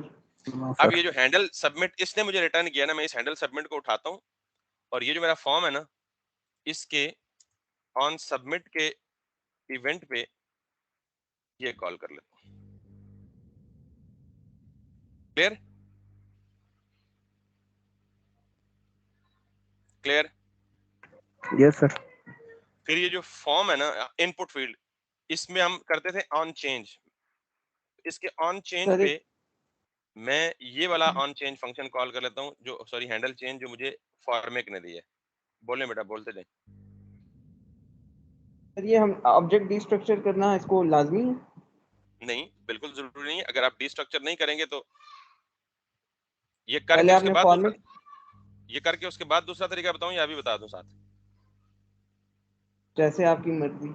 अभी देखें, अगर आप ये डिस्ट्रक्चर नहीं करते, आप इसको कर लें फॉर मेक, फिर आपको यहां आगे करना पड़ेगा हैंडल सबमिट। क्या है मेरा? वही फॉर्मिक का object, formic dot handle submit, बस ये फर्क है। अगर उधर ही डिस्ट्रक्चर कर लेते हैं तो यहाँ सिर्फ हैंडल सबमिट करेंगे, जैसे इसने किया हुआ है। इसने देखें, इसने यहाँ सिर्फ क्या किया हुआ है? Formic dot handle submit. और ये क्यों किया हुआ है? बिकॉज इसने ये पूरा का पूरा ऑब्जेक्ट किस में स्टोर किया था? फॉर्मिक के वेरिएबल में। Yes sir. तो मैं उसके एक लेवल आगे कर रहा हूँ कि ये मैं यहाँ बजाय हर जगह देखें ये क्या चल रहा है। देखें, formic dot handle submit, formic dot handle change, formic dot handle blur, formic dot values dot first name. तो मैं इन सारों को अवॉइड करने के लिए बार बार फॉर्मिक फॉर्मिक फॉर्मिक फॉर्मिक करने के मैंने इसको डिस्ट्रक्चर यहीं पे कर लिया, ताकि हर जगह मैं सिर्फ कंसर्न मेथड कॉल करूं, हर जगह साथ फॉर्मिक फॉर्मिक ना लेके चलूं। इसलिए मैंने उस फॉर्मिक में जितनी चीजें आनी थी मैंने उनको डिस्ट्रक्चर कर लिया। Okay sir. Make sense? Yes sir. अब ये देखें, tricky part is, interesting part is कि हैंडल चेंज मैंने यहाँ ऑन चेंज कर लिया। अब इसी फॉर्म पे ऑन ब्लर भी होगा, यानी जाहिर है जब कंट्रोल आउट होगा यानी फोकस आउट होगा तो ऑन ब्लर का इवेंट कॉल होगा। तो मैं इस ऑन ब्लर पे क्या करता हूँ, ये वाला हैंडल ब्लर कॉल कर लेता हूँ, तो मुझे फॉर्मिक ने प्रोवाइड किया है। अब मुझे बार बार फॉर्मिक फॉर्मिक नहीं लिखता जा रहा।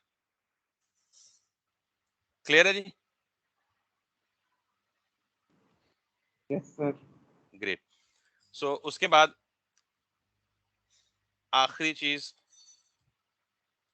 हम इस टेक्स्ट बॉक्स के अंदर जो वैल्यू आनी है उसको कैप्चर करने के लिए, ऑब्वियसली आपको पता है कि वैल्यू की एक फील्ड होती है हर इनपुट में, और इस ऑन वैल्यू ब्लर में क्यों करना है? ऑन ब्लर क्यों करना है? Yes sir. जब अगर आप किसी वैल्यू किसी तो सुने देगा सुने ऑन चेंज से। सुने, किसी टेक्स्ट फील्ड में आपने फोकस किया है और आपने बगैर कुछ एंटर किए ब्लर किया, तो क्या एरर चेक नहीं करने? अगर आपने कुछ भी एंटर नहीं किया और बगैर कुछ एंटर किए ब्लर कर दिया तो उसे एरर ट्रिगर करना चाहिए ना कि you must enter something. Yes sir. तो इसलिए ऑन ब्लर किया। ठीक है। ठीक हो गया। सो वैल्यू में मैं क्या दूंगा? ये देखें, ये वैल्यूज हैं, लेकिन इन वैल्यूज में ये सारी वैल्यूज पड़ी हुई हैं। इस वैल्यू में, इस वैल्यू के ऑब्जेक्ट में ये सारी वैल्यूज पड़ी हैं, first name, last name, email, password है, बता। तो मुझे यहाँ पे किसकी वैल्यू चाहिए? सिर्फ और सिर्फ फर्स्ट नेम की। तो मैं वैल्यूज डॉट फर्स्ट नेम कर दूं। क्लियर? Yes sir. ग्रेट। यही चीज उठा के इधर भी डाल दें, इधर भी डाल दें, इधर भी डाल दें, इधर भी डाल दें। क्लियर हो गया? Yes sir. How simple it isn't it? Yes Ibrar जिस तरह यस सर कह रहा है, मुझे लग ही पता रहेगा कितनी सिंपल सर जी, है। नहीं समझ आ रही है। अच्छा ठीक है, ये ग्रेट। पहले भी किया था इस वजह से। Okay great. सो आखिरी चीज रह गई है बेटा, और वो चीज रह गई है कि आपने एरर्स शो कहाँ करने हैं। देखें, अभी तक हमने जितना काम किया है वो क्या कह रहा है जी? Yup was not found in the Yup possible exports list में। अच्छा, ये क्या मसला है? पहले इसको देख लेते हैं। Exports required, yup yup yup yup yup yup, ये किस लाइन में एरर है? That is line number 35, register JSX की लाइन नंबर 35 में, 35 में।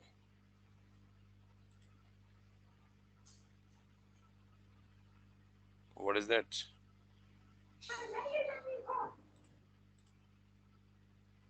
Most probably, yep yep yep। और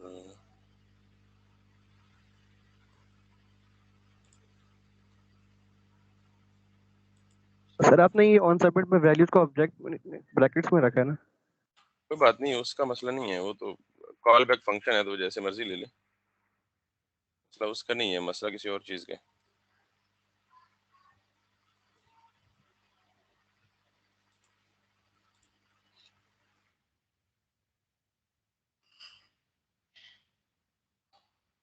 यस वो ये था शायद। यप।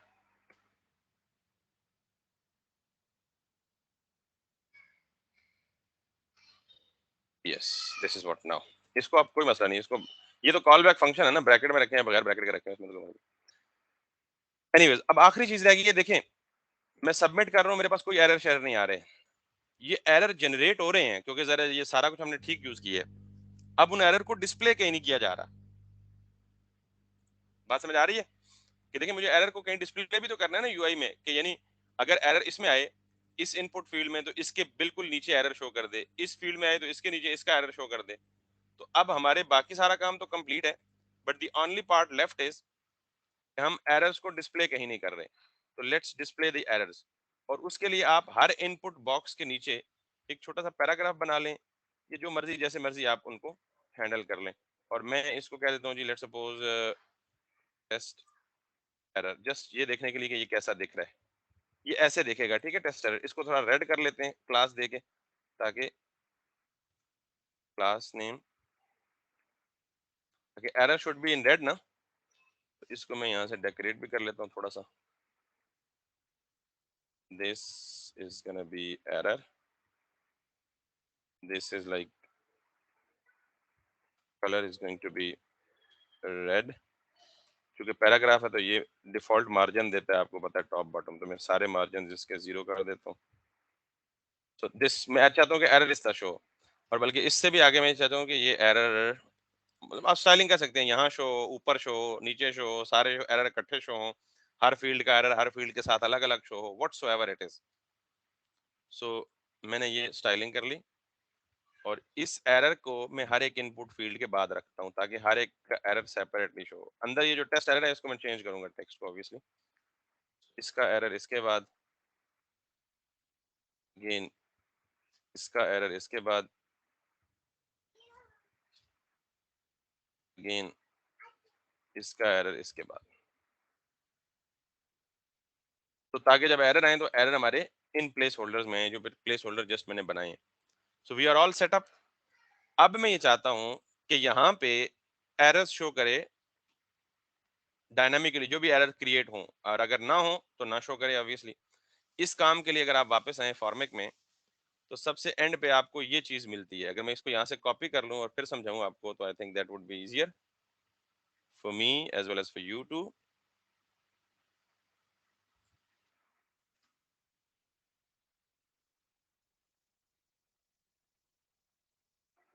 इस लाइन नंबर को हटा दें और इस लाइन नंबर को भी हटा दें। अच्छा जी, इसको मैं हटा देता हूँ फॉर्मेट को, क्योंकि मैंने जाहिर है ये देखा है टच्ड, ये जो मुझे मिला था ये वाला टच्ड, ठीक है जी। ये टच्ड करता क्या है, इस पे जरा बहस करते हैं थोड़ा सा। फिर मुझे ये जो एरर मिला है ना, ये एरर्स ये भी मुझे किसने रिटर्न किए हैं, फॉर्मेट ने रिटर्न किए ये एरर्स। अच्छा इसको भी जरा मैं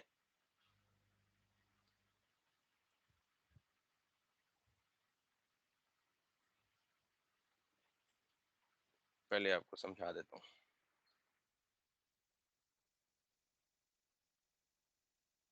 सबसे पहले मुझे ये चेक करना है कि ये जो वैल्यूज डॉट फर्स्ट नेम है,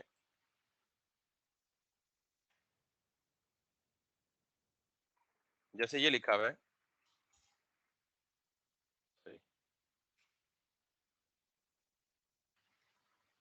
दिस इज फॉर्मेट ओके। ये एरर्स एक ऑब्जेक्ट है जिसमें इन सारी फील्ड्स के एरर आके जमा होते हैं। जिस तरह वैल्यूज एक ऑब्जेक्ट है जिसमें इन सारी फील्ड्स की वैल्यूज अवेलेबल होती हैं, और एरर्स एक ऑब्जेक्ट है जिसमें इन सारी फील्ड्स की के एरर्स स्टोर होते हैं। तो हम सबसे पहले ये चेक करेंगे कि एरर्स के ऑब्जेक्ट के अंदर फर्स्ट नेम की फील्ड में कोई एरर सेट हुआ है या नहीं हुआ। तो हम यहाँ टर्नरी ऑपरेटर लगा देते हैं कि अगर एरर्स के ऑब्जेक्ट की फर्स्ट नेम की फील्ड में कोई एरर है तो उसको डिस्प्ले कर दो। कैसे डिस्प्ले करो, यहां जाके इसको कॉपी करो और इसको ये कर दो। और अगर कुछ नहीं है तो फिर क्या करो, इसको नल सेट कर दो, यानी कुछ भी नहीं है, एरर नहीं है इसका मतलब है। ये लाइन जिसको समझ नहीं आई वो बता दे।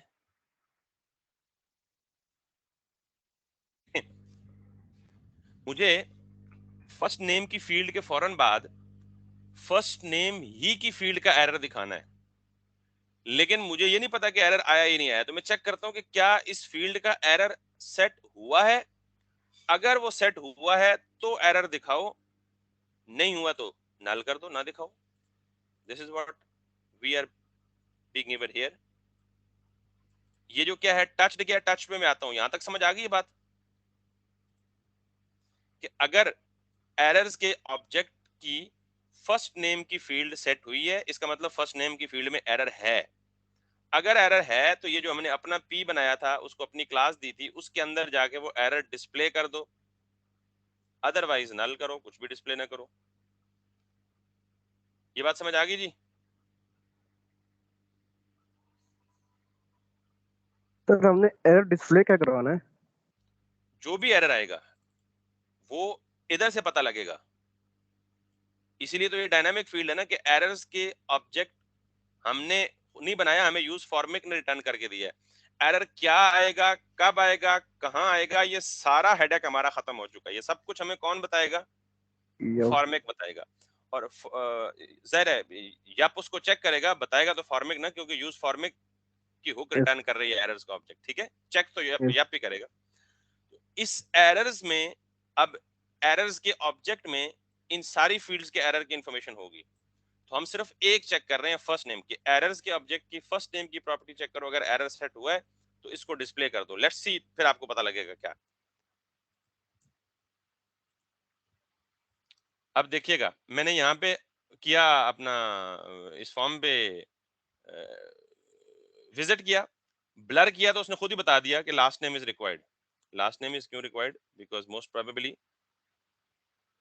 कि यहाँ हमने कहीं इसकी अटैचमेंट में इशू तो नहीं किया हुआ, फर्स्ट नेम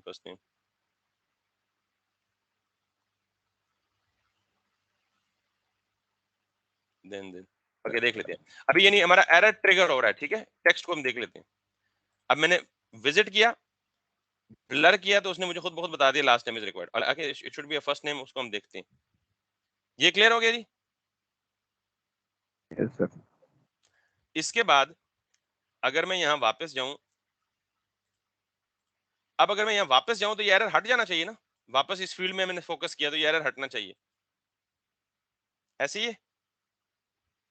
यस पहले जरा मैं सारों पे क्रिएट कर लूं, फिर आपको दिखाता हूँ कि ऐसा ये नहीं है। ये जो चीज मैंने यहाँ बनाई, इसी को मैं कॉपी करता हूँ और मैं इसको यहाँ आके इसके लिए रिप्लेस करता हूँ, एरर डॉट लास्ट नेम। अगर ये एरर सेट हुआ है तो यहाँ भी ये दिखा दो। उसके बाद यहाँ आ जाएं, सॉरी, अगर ये यहाँ आ जाए यहाँ, तो ये क्या है basically email. So let's copy email and then यहाँ आके this is gonna be password, और यहाँ आके this is gonna be the avatar. तो जो एरर आ रहा था वो AVATAR अवतार, ठीक है। अब एक चीज हमने मिस की है, वो मिस ये की है कि ये हमने कॉपी पेस्ट मारा ना, तो यहाँ हमने चेंज नहीं किया, यहाँ भी फर्स्ट नेम है, यहाँ भी फर्स्ट नेम है, यहाँ भी फर्स्ट नेम है, यहाँ भी फर्स्ट नेम है, तो let's change it as well. तो ये लास्ट नेम है, ये इसलिए एरर आ रहा था। फर्स्ट नेम पे हमने वैल्यूज में क्या रखा हुआ है? फर्स्ट नेम ही रखा हुआ है, सो दैट्स व्हाई इसको हम क्या कर देते हैं जी, फर्स्ट नेम, सॉरी, ये ठीक है, फर्स्ट नेम की जगह फर्स्ट नेम। अब ये लास्ट नेम की फील्ड है, तो लास्ट नेम की फील्ड में इसको भी लास्ट नेम होना चाहिए। उसके बाद ये ईमेल की फील्ड है, तो ज़ाहिर है वैल्यूज डॉट ईमेल होना चाहिए। और ये पासवर्ड की फील्ड है, तो वैल्यूज डॉट पासवर्ड होना चाहिए। और ये अवतार की फील्ड है, तो वैल्यूज डॉट AVATAR अवतार होना चाहिए। So now we refresh it, there is no error. If we click the submit without entering anything, तो देखें last name is required. अच्छा ये last name क्यों नहीं काम कर रहा? Last name की जगह error ऊपर आ रहा है. So this is something. बाकी सारे काम कर रहे हैं.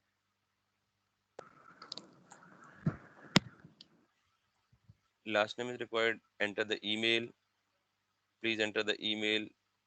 Please upload the email. ये दो मस्ती कर रहे हैं. Last name वाला और email वाला repeat हो रहा है. Email वाला repeat हो रहा है. So what's the issue? Sir वो जो आपने ऊपर डिफाइन किया ना, उसमें आपने लास्ट नेम ही लिखा हुआ है आई थिंक उसमें. ये तो नीचे ये फर्स्ट नेम आपने 2 दफा लिखा हुआ है. ये अपने ये ना. ये सर फर्स्ट नेम नीचे भी है और ऊपर भी है. ये इसी Oh, के I see. नीचे. I see. Great. So this is the error basically.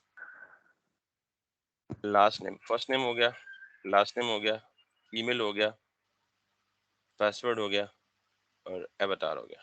ठीक हो गया जी. So let's now see it. First name is required, last name is required. Please enter the email.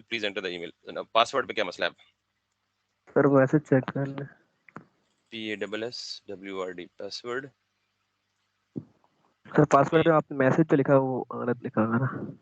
Enter in required में किधर password में लिखा message? Please enter the email लिखा हुआ आपने उसमें. इधर? ये सर इसी में इस जब में जो आपने पासवर्ड रिक्वायर्ड में जो मैसेज एरर लिखा हुआ वो प्लीज एंटर द ईमेल लिखा हुआ. हो. ये कॉपी पेस्ट के करना में. So password is required. Anyways, so we are getting good. अब अगर मैं सबमिट करता हूं तो all the errors are correct. First name is required because of this. Last अच्छा इसको थोड़ा सा फॉन्ट भी छोटा कर देते हैं ताकि थोड़ा सा अच्छा लगे. Errors should not be that much big. That is font size gonna be 12 pixels. Now this looks nice. Okay जी, ये तो हो गए सारे. जब फॉर्म के सबमिट के बटन पे क्लिक करते हैं, अब सबमिट के बटन पे क्लिक नहीं करना, मैं सिर्फ यहाँ पे ब्लर कर मतलब फोकस करता हूँ, यहाँ से आउट होता हूँ तो ये सारे के सारे एरर्स आ गए हैं. हालांकि ऐसा तो नहीं होना चाहिए कि सिर्फ जिस पे आउट हुआ है उसका एरर आना चाहिए. अगली फील्ड को मैंने अभी तक विजिट ही नहीं किया तो उन पे एरर क्यों आ रहा है? उन पे टेक्निकली तब आना चाहिए ना कि जब मैं विजिट करूं उनको. ऐसे ही है. यस. अभी उनको विजिट ही नहीं किया, वो खामखा एरर खोल के बैठ गए. ये एक एस्पेक्ट तो ठीक है कि जब मैं सबमिट पे क्लिक करूं तो सारों को चेक करे इकट्ठा, ये दैट्स ऑल राइट. लेकिन जब मैं यहाँ पे ब्लर करूं और यहाँ खाली छोड़ के बाहर जाऊं तो सिर्फ इसका एरर आना चाहिए. बाकियों में तो अभी मैं गया ही नहीं, विजिट ही नहीं किया. इस चीज को केटर करने के लिए यहाँ एक चीज हमें मिलती है, that is called as touched. कि पहले ये चेक करो कि कोई चीज टच यानी कोई भी फील्ड टच हुई है या नहीं हुई. अगर टच हुई है तो फिर एरर शो करो, अदरवाइज ना करो. समझ आई बात?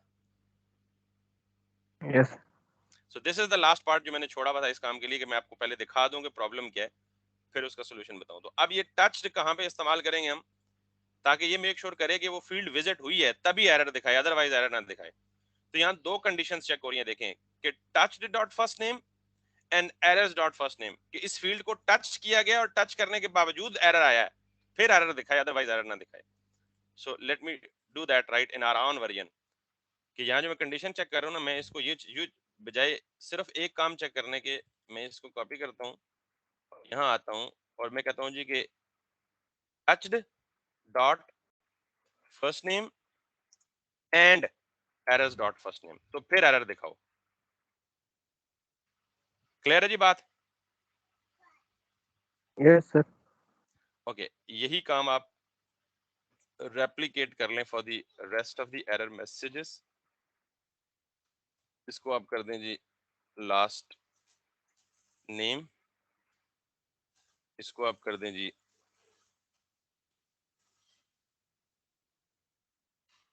ईमेल, इसको आप कर दें जी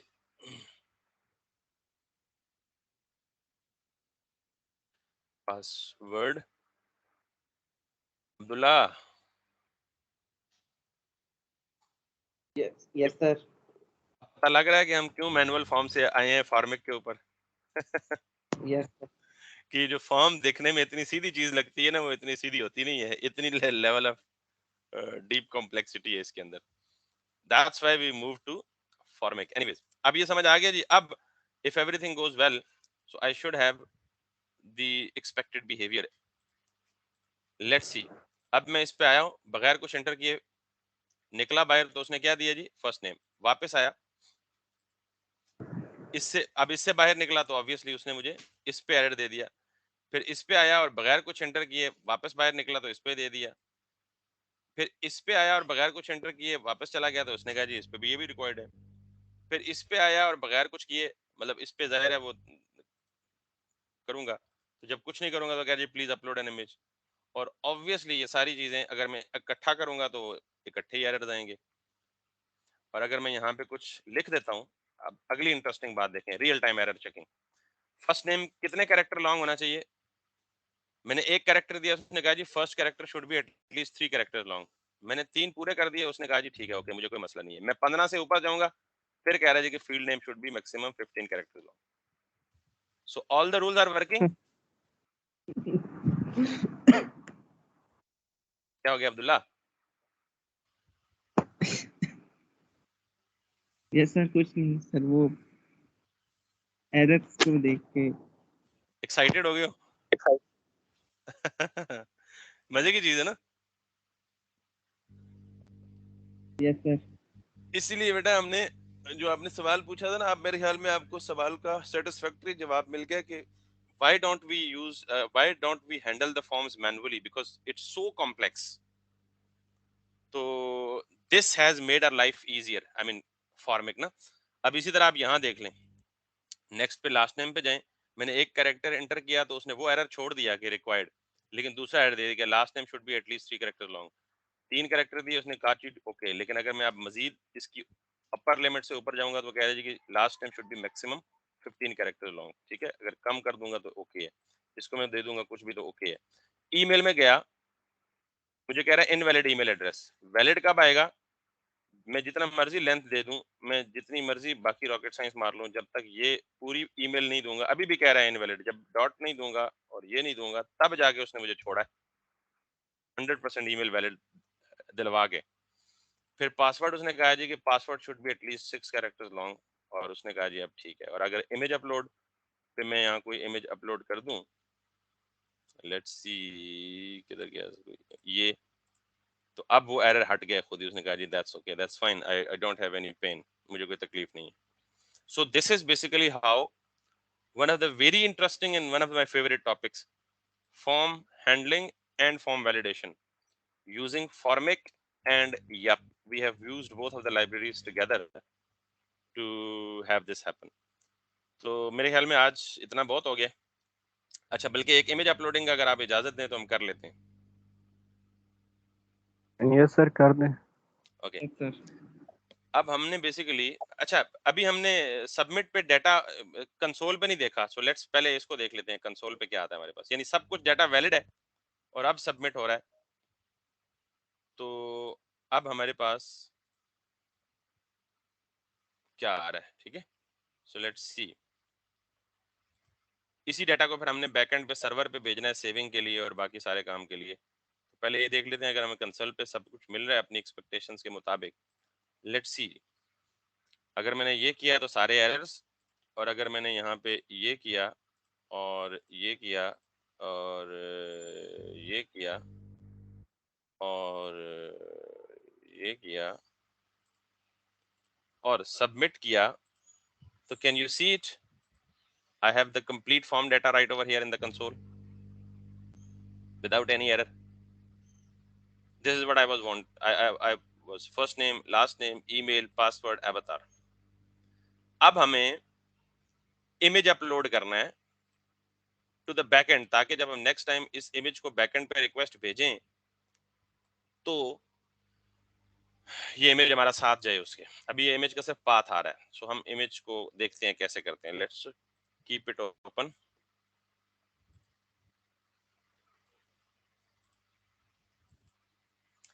अब हमें बेसिकली छोटा सा एक यहाँ पे प्रॉब्लम फेस करना पड़ सकता है। प्रॉब्लम तो नहीं, खैर उसको हम जरा बेहतर तरीके से बताते हैं।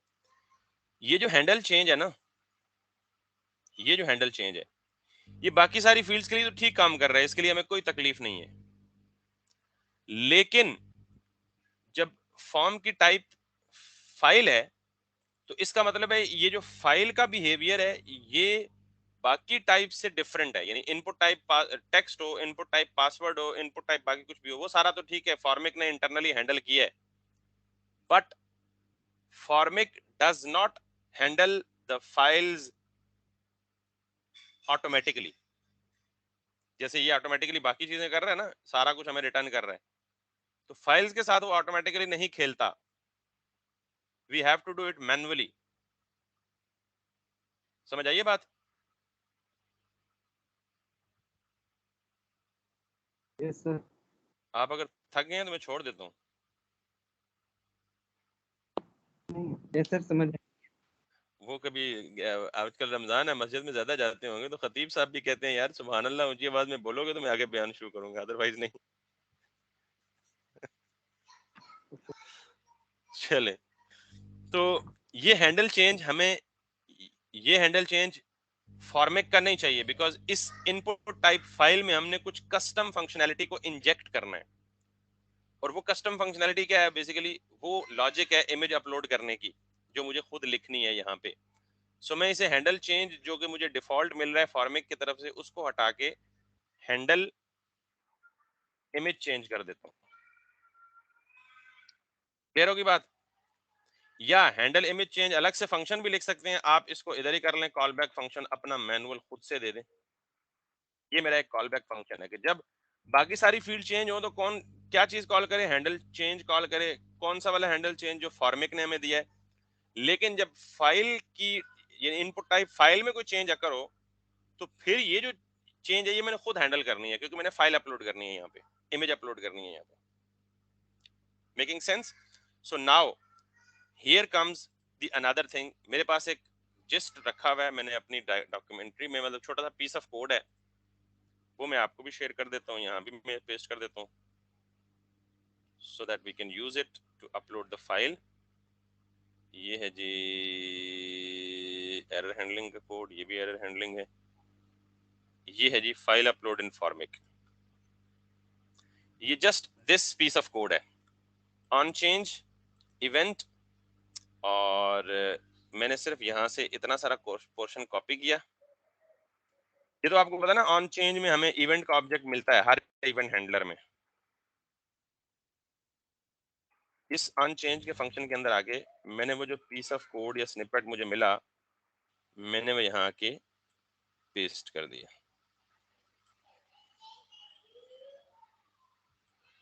इसको मैं समझाऊंगा, पहले जरा मैं इसको कंप्लीट कर लूं।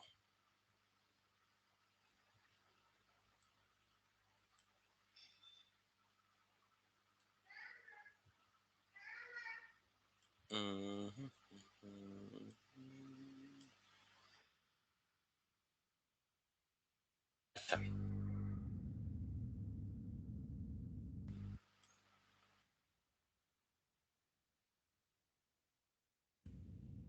वो क्या रहा है बेसिकली, जावास्क्रिप्ट की बिल्ट इन क्लास है फाइल रीडर, ये उसका कंस्ट्रक्टर कॉल हो रहा है। ये फाइल रीडर का मतलब पता है क्या होता है? जब आप यहां से चूज अ फाइल करते हैं ना, तो यहां से जो भी फाइल अपलोड होती है, फाइल रीडर का ऑब्जेक्ट उस फाइल को रीड करता है। यानी यहां से जब मैं फाइल करता हूँ एरर और ओपन करता हूँ, तो बेसिकली फाइल रीडर क्या करता है, इस पर्टिकुलर फाइल जो कि अपलोड हुई होती है इसकी इंफॉर्मेशन अपने अंदर कंटेन करता है। ये तरीका है उसका। ये बिल्ट इन क्लास है, उसका कंस्ट्रक्टर कॉल कर रहा हूँ, let reader equals to new file reader. यहां तक क्लियर है?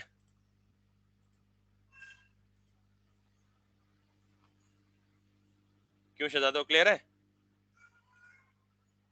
यस अगली सर। स्टेट ये है कि रीडर, चूंकि ये क्लास का कंस्ट्रक्टर है, तो इस फाइल रीडर की क्लास में ऑन लोड का फंक्शन बिल्ट इन अवेलेबल है। तो मैंने इसी कंस्ट्रक्टर वेरिएबल, यानी ये जो कंस्ट्रक्टर क्रिएट करके एक ऑब्जेक्ट बनाया, सॉरी कंस्ट्रक्टर कॉल करके एक ऑब्जेक्ट बनाया, उस ऑब्जेक्ट की बेस पे एक फंक्शन कॉल कर लिया which is built in on load. ये ऑन लोड का फंक्शन को मैंने अगेन एक कॉल बैक फंक्शन असाइन कर दिया, जो आपको वही रीडर की इंफॉर्मेशन, ये रीडर, ये 3 या 4 स्टेट्स होती हैं। अगर मैं आपको ये दिखा भी सकूं ना, क्योंकि अभी मुझे ज़ाहिर है ऑब्जेक्ट ओरिएंटेड प्रोग्रामिंग पूरी डिस्कस नहीं करनी, वो आपको समझ भी नहीं आनी अभी, और मैं आपको सिर्फ ये फाइल रीडर वाला कॉन्सेप्ट समझा देता हूँ। ये क्या कहता है फाइल रीडर, ये देखें जी, file reader built in, the file reader constructor creates a new file reader, this. अब ये उसके अंदर file dot reader dot onload equals to function, callback function दे सकते हैं आप। मैं यही काम एग्जैक्टली यूज कर रहा हूँ, कॉल बैक फंक्शन के अंदर अपनी कस्टम लॉजिक्स को इंजेक्ट कर रहा हूँ, ठीक है। सो इसके अंदर यहाँ पे अगर आप जाएं और यहाँ पे जाएं, आपको ये चीज देखने की जरूरत नहीं, अगर मेरी लॉजिक समझ जाएंगे तो आप obviously you will be good to go, लेकिन मैं जस्ट आपको बता रहा हूँ कि अगर आपको लेट सपोज मजीद तसल्ली और डेप्थ के साथ इसको पढ़ना है तो ये चीज आप पढ़ लें जाके फाइल रीडर की क्लास को।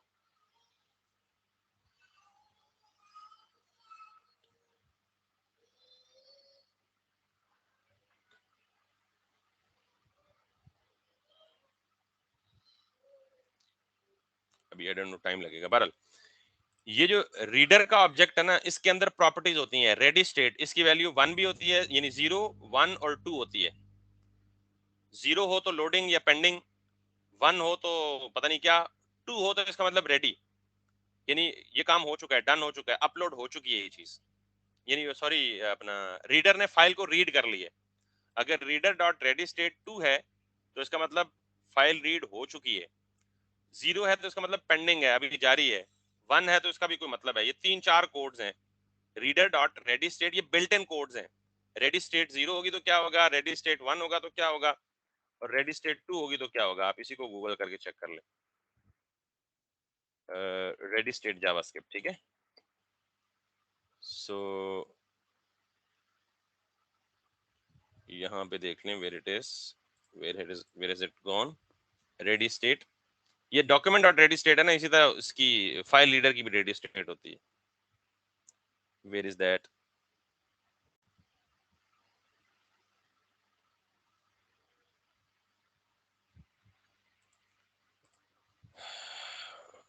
so that's gonna be file reader ready state।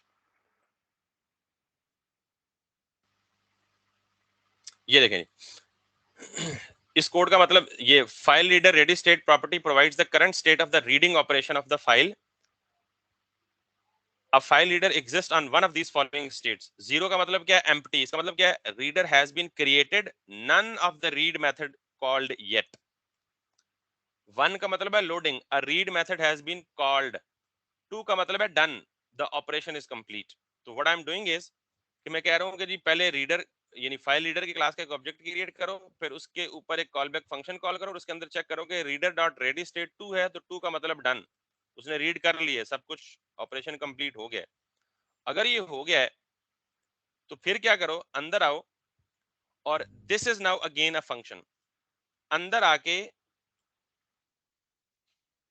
Done हो चुका है तो ये जो रीडर है ना, रीडर डॉट रिजल्ट, जैसे रीडर डॉट रेडी स्टेट एक प्रॉपर्टी है, वैसे रीडर डॉट रिजल्ट भी एक प्रॉपर्टी है कि जो भी रिजल्ट होगा फाइल की रीडिंग के बाद का, यानी फाइल रीड हो गई है और फाइल ने रीड होने के बाद अपना रिजल्ट कहां पे देगी, रीडर डॉट रिजल्ट की प्रॉपर्टी में।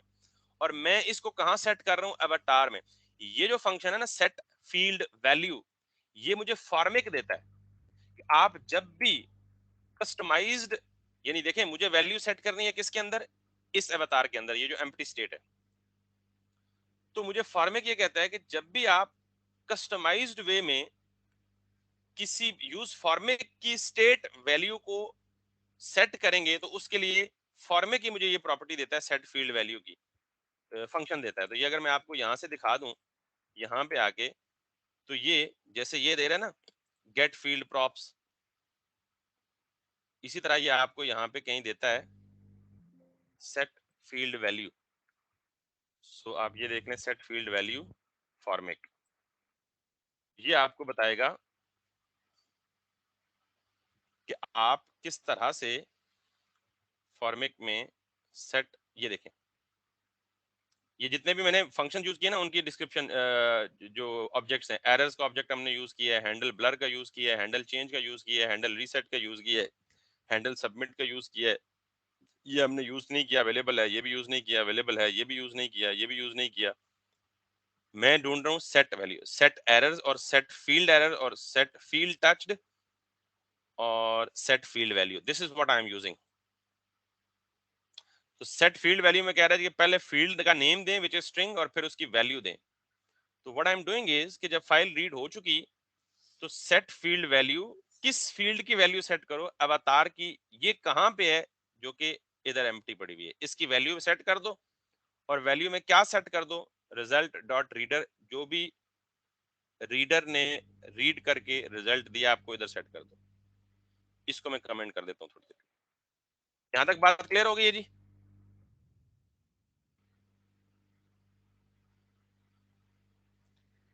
या अल्लाह जवाब आ जाए। अच्छा शुक्र है।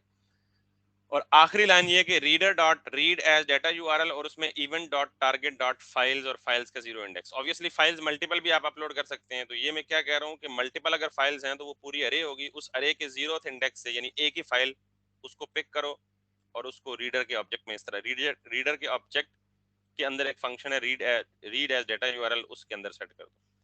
इनफैक्ट ये चीज सारी की सारी आपको अगर अंडरस्टैंड करनी है तो आप गूगल भी कर सकते हैं, मैंने कोशिश की है इसको सिंप्लीफाई करने की। बट नाउ अब इस फील्ड में जो वैल्यू सेट होगी वो ब्लॉब फॉर्मेट में सेट होगी। ब्लॉब क्या होता है पता है आपको? ब्लॉब कहते हैं, ब्लॉब कहते हैं बाइनरी लार्ज ऑब्जेक्ट को। ठीक है, ये देखिए। यस सर, ये एसक्यूएल में होती है, डाटा टाइप एसक्यूएल डेटाबेस में। एग्जैक्टली। और ये क्या होती है पता है? इमेज या फाइल्स की इनक्रिप्टेड फॉर्म। ठीक है, तो ये जो फाइल रीडर है ये आपको क्या देता है? ब्लॉब देता है, बाइनरी लार्ज ऑब्जेक्ट।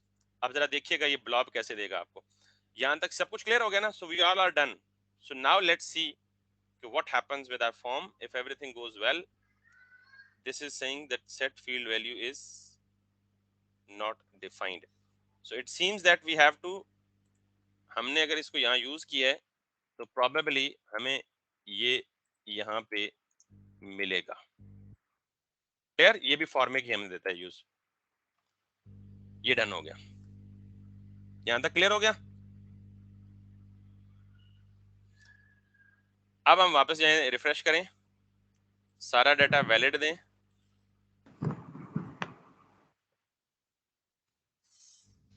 और इनपुट फाइल भी दें। किधर गया एरर्स? ये क्लिक करें और नाउ अब मसला कहां पे आया? हमारे जो सेट फील्ड थी उसने कोई मसला किया है जी जी। Field to set the value property the input element accept file name which may only programmatically set to the empty string. इसका मतलब है यहाँ पे हमारी गड़बड़ हुई है कहीं आखिरी फेज पे, आखिरी स्टेज पे। Let's see where is that. Name is going to be avatar, input type is equal to file. Okay, अगर ये मसला आए तो आपने सबसे पहले क्या करना है? कंसोल लगाना है डॉट लॉग, और फिर ये जो रीडर डॉट रिजल्ट हम एक्सपेक्ट कर रहे हैं इसको चेक करना है कि ये आ भी रहा है कंसोल पे या नहीं आ रहा। ठीक है, let's make sure everything is up and running. Back end तो अभी मैंने चाहिए, उसको छोड़ दें। Front end is up and running. So if I now go back to make everything available like this,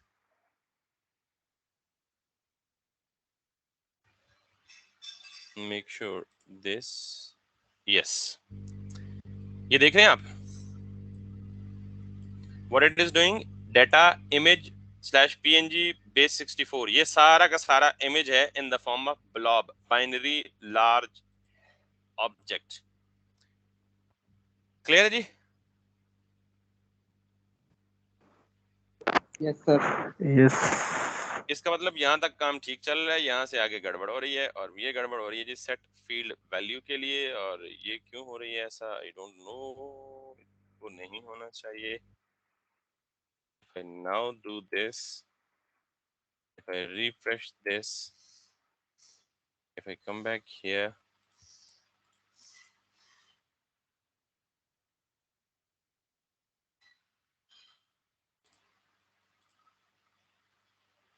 image तो आ रहा है, failed to set the value property on HTML input element। अच्छा अच्छा अच्छा, ये इसका नहीं है, value property value property value property value property value, अच्छा ये इनपुट टाइप फील्ड में वैल्यू की प्रॉपर्टी नहीं सेट होती, लिहाजा हम इसको यहाँ से डिलीट कर देते हैं, दैट्स द ओनली प्रॉब्लम।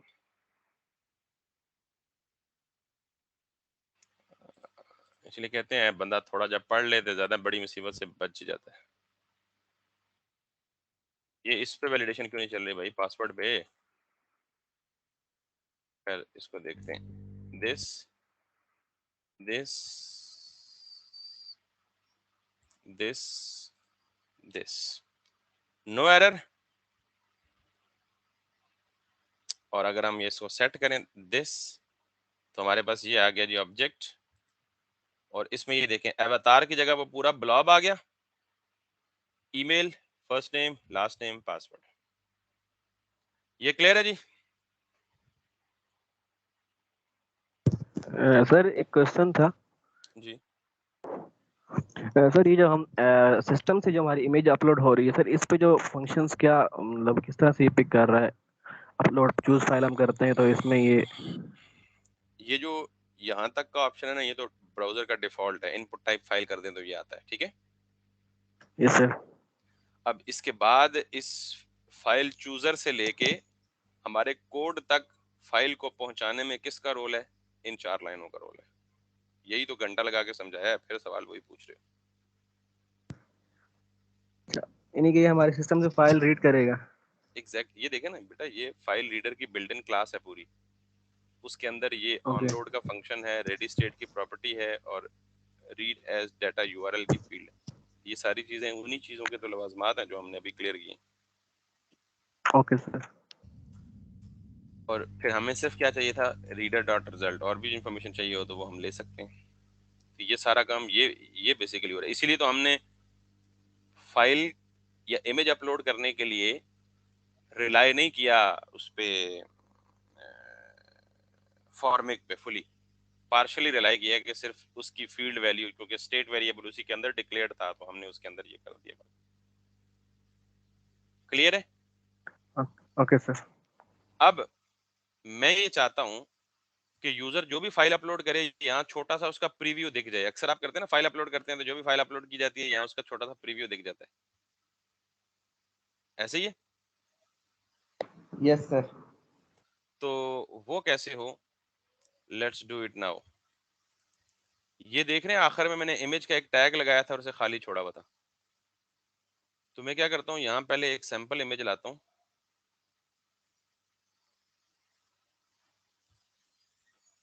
आपको जरा पूरी प्रोफेशनल किस्म की हैंडलिंग बताते हैं ना। AVATAR यूजर है बता रहा।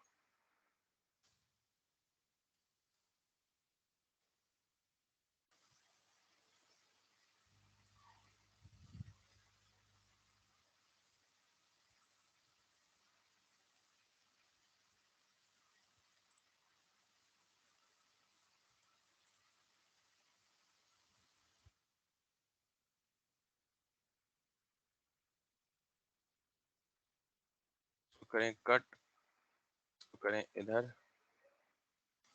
फ्रंट एंड सोर्स, इधर कर दें इसको फॉर द टाइम बिंग, अवतार को इधर कर दें। इधर आए, इधर आए, import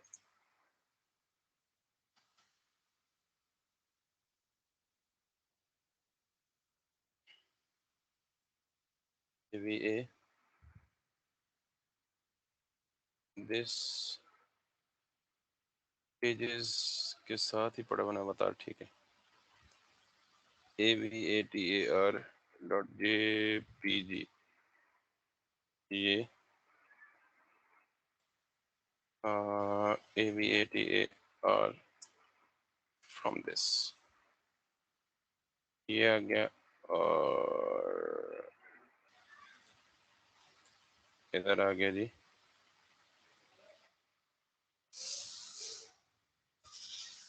image. Okay perfect. So now class name is going to be R. This is going to be width is going to be 200 pixels. Height is also going to be 200 pixels. Border radius is going to be 50%. So that needs to be 100 by 100 for the better visibility.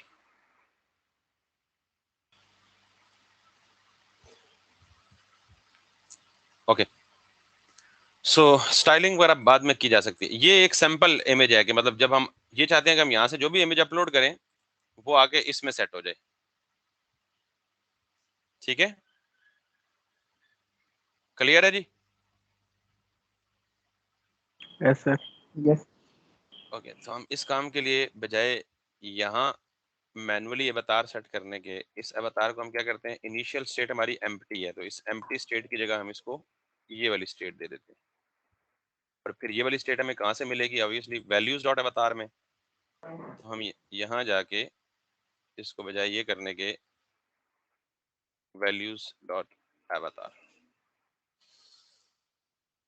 अब मैं ये कर देता हूँ। देख लें, मैंने form submit नहीं किया, इनिशियली मेरी ये स्टेट है, यानी इनिशियली एक वैसे डमी पिक्चर मैंने लगा दी, अवतार लगा दिया। अब यूजर आता है और वो अपनी इंफॉर्मेशन अपलोड करता है, this like this 1 2 3 4 5 6 image upload करता हूं मैं। और इमेज अपलोड करने के लिए let me go to the OneDrive, अपनी कोई सोनी सी पिक्चर ढूंढ लूं मैं, यहाँ से और if I can find a picture right here,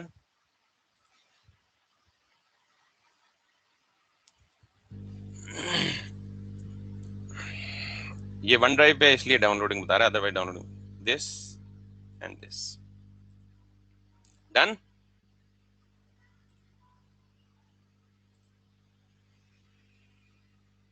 we are all done with the form handling and image uploading. अब होना क्या है, यहां तक क्लियर हो गई जी बात? Yes sir. Yes.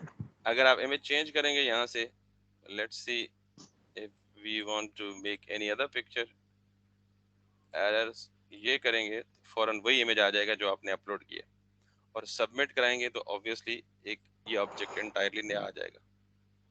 So we are done with the form handling, we are done with the error validation, we are done with the image uploading. अब इस इमेज अपलोडिंग को बैकएंड पे भेजना है, और वो हमने कहाँ करना है बेसिकली सारा काम, यहाँ पे हमने एक एपीआई वो करनी है, किधर गया ऑन सबमिट, ये यहाँ पे हमने फेच या गेट या पोस्ट रिक्वेस्ट क्रिएट करनी है, और ये ऑब्जेक्ट एज इट इज यहाँ से बैकएंड पे भेज देना है। सो कैरी ऑन करूं या बस करूं? सर मेरे ख्याल से वो इतने काफी आज। क्यों अब्दुल्ला? मेरी क्लास होनी है, आपने कहा। मैं तो कह रहा था डबल क्लास लें आज, क्योंकि कल की भी मिस हुई है। सर ले लें, लेकिन मेरा भी एट द एंड वो मेरा भी काम कीजिएगा फिर आगे पास अगर टाइम हुआ तो। है क्या हुआ? वो जो मेरा इशू था सर, वो अगर आप आज बैठे हैं मैं तो मेरा भी कह दीजिएगा आज। चलो फिर इसको बस करते हैं और इसको हम देख लेते हैं। छुट्टियां हैं सबको, तो कल हम एक और क्लास अरेंज कर लें, तो क्या ख्याल है? यस सर कर लें, कल अगर ईद ना हुई तो सर। कल नहीं आई यार। क्यों अब्दुल्ला? यस सर, देख लें सर, आपको सूट करता है जैसे। बस कल की मेकअप क्लास इंशाल्लाह 12 बजे है, ठीक है? Yes sir. चलें, डन हो गया आज के लिए, और I think this is enough for today. और अगर कोई कंसर्न है, क्यूरी है, ऑलमोस्ट 2 घंटे और 3 मिनट की रिकॉर्डिंग, सुनने वालों को भी मजा आएगा एकदम। हमने सुन लिया।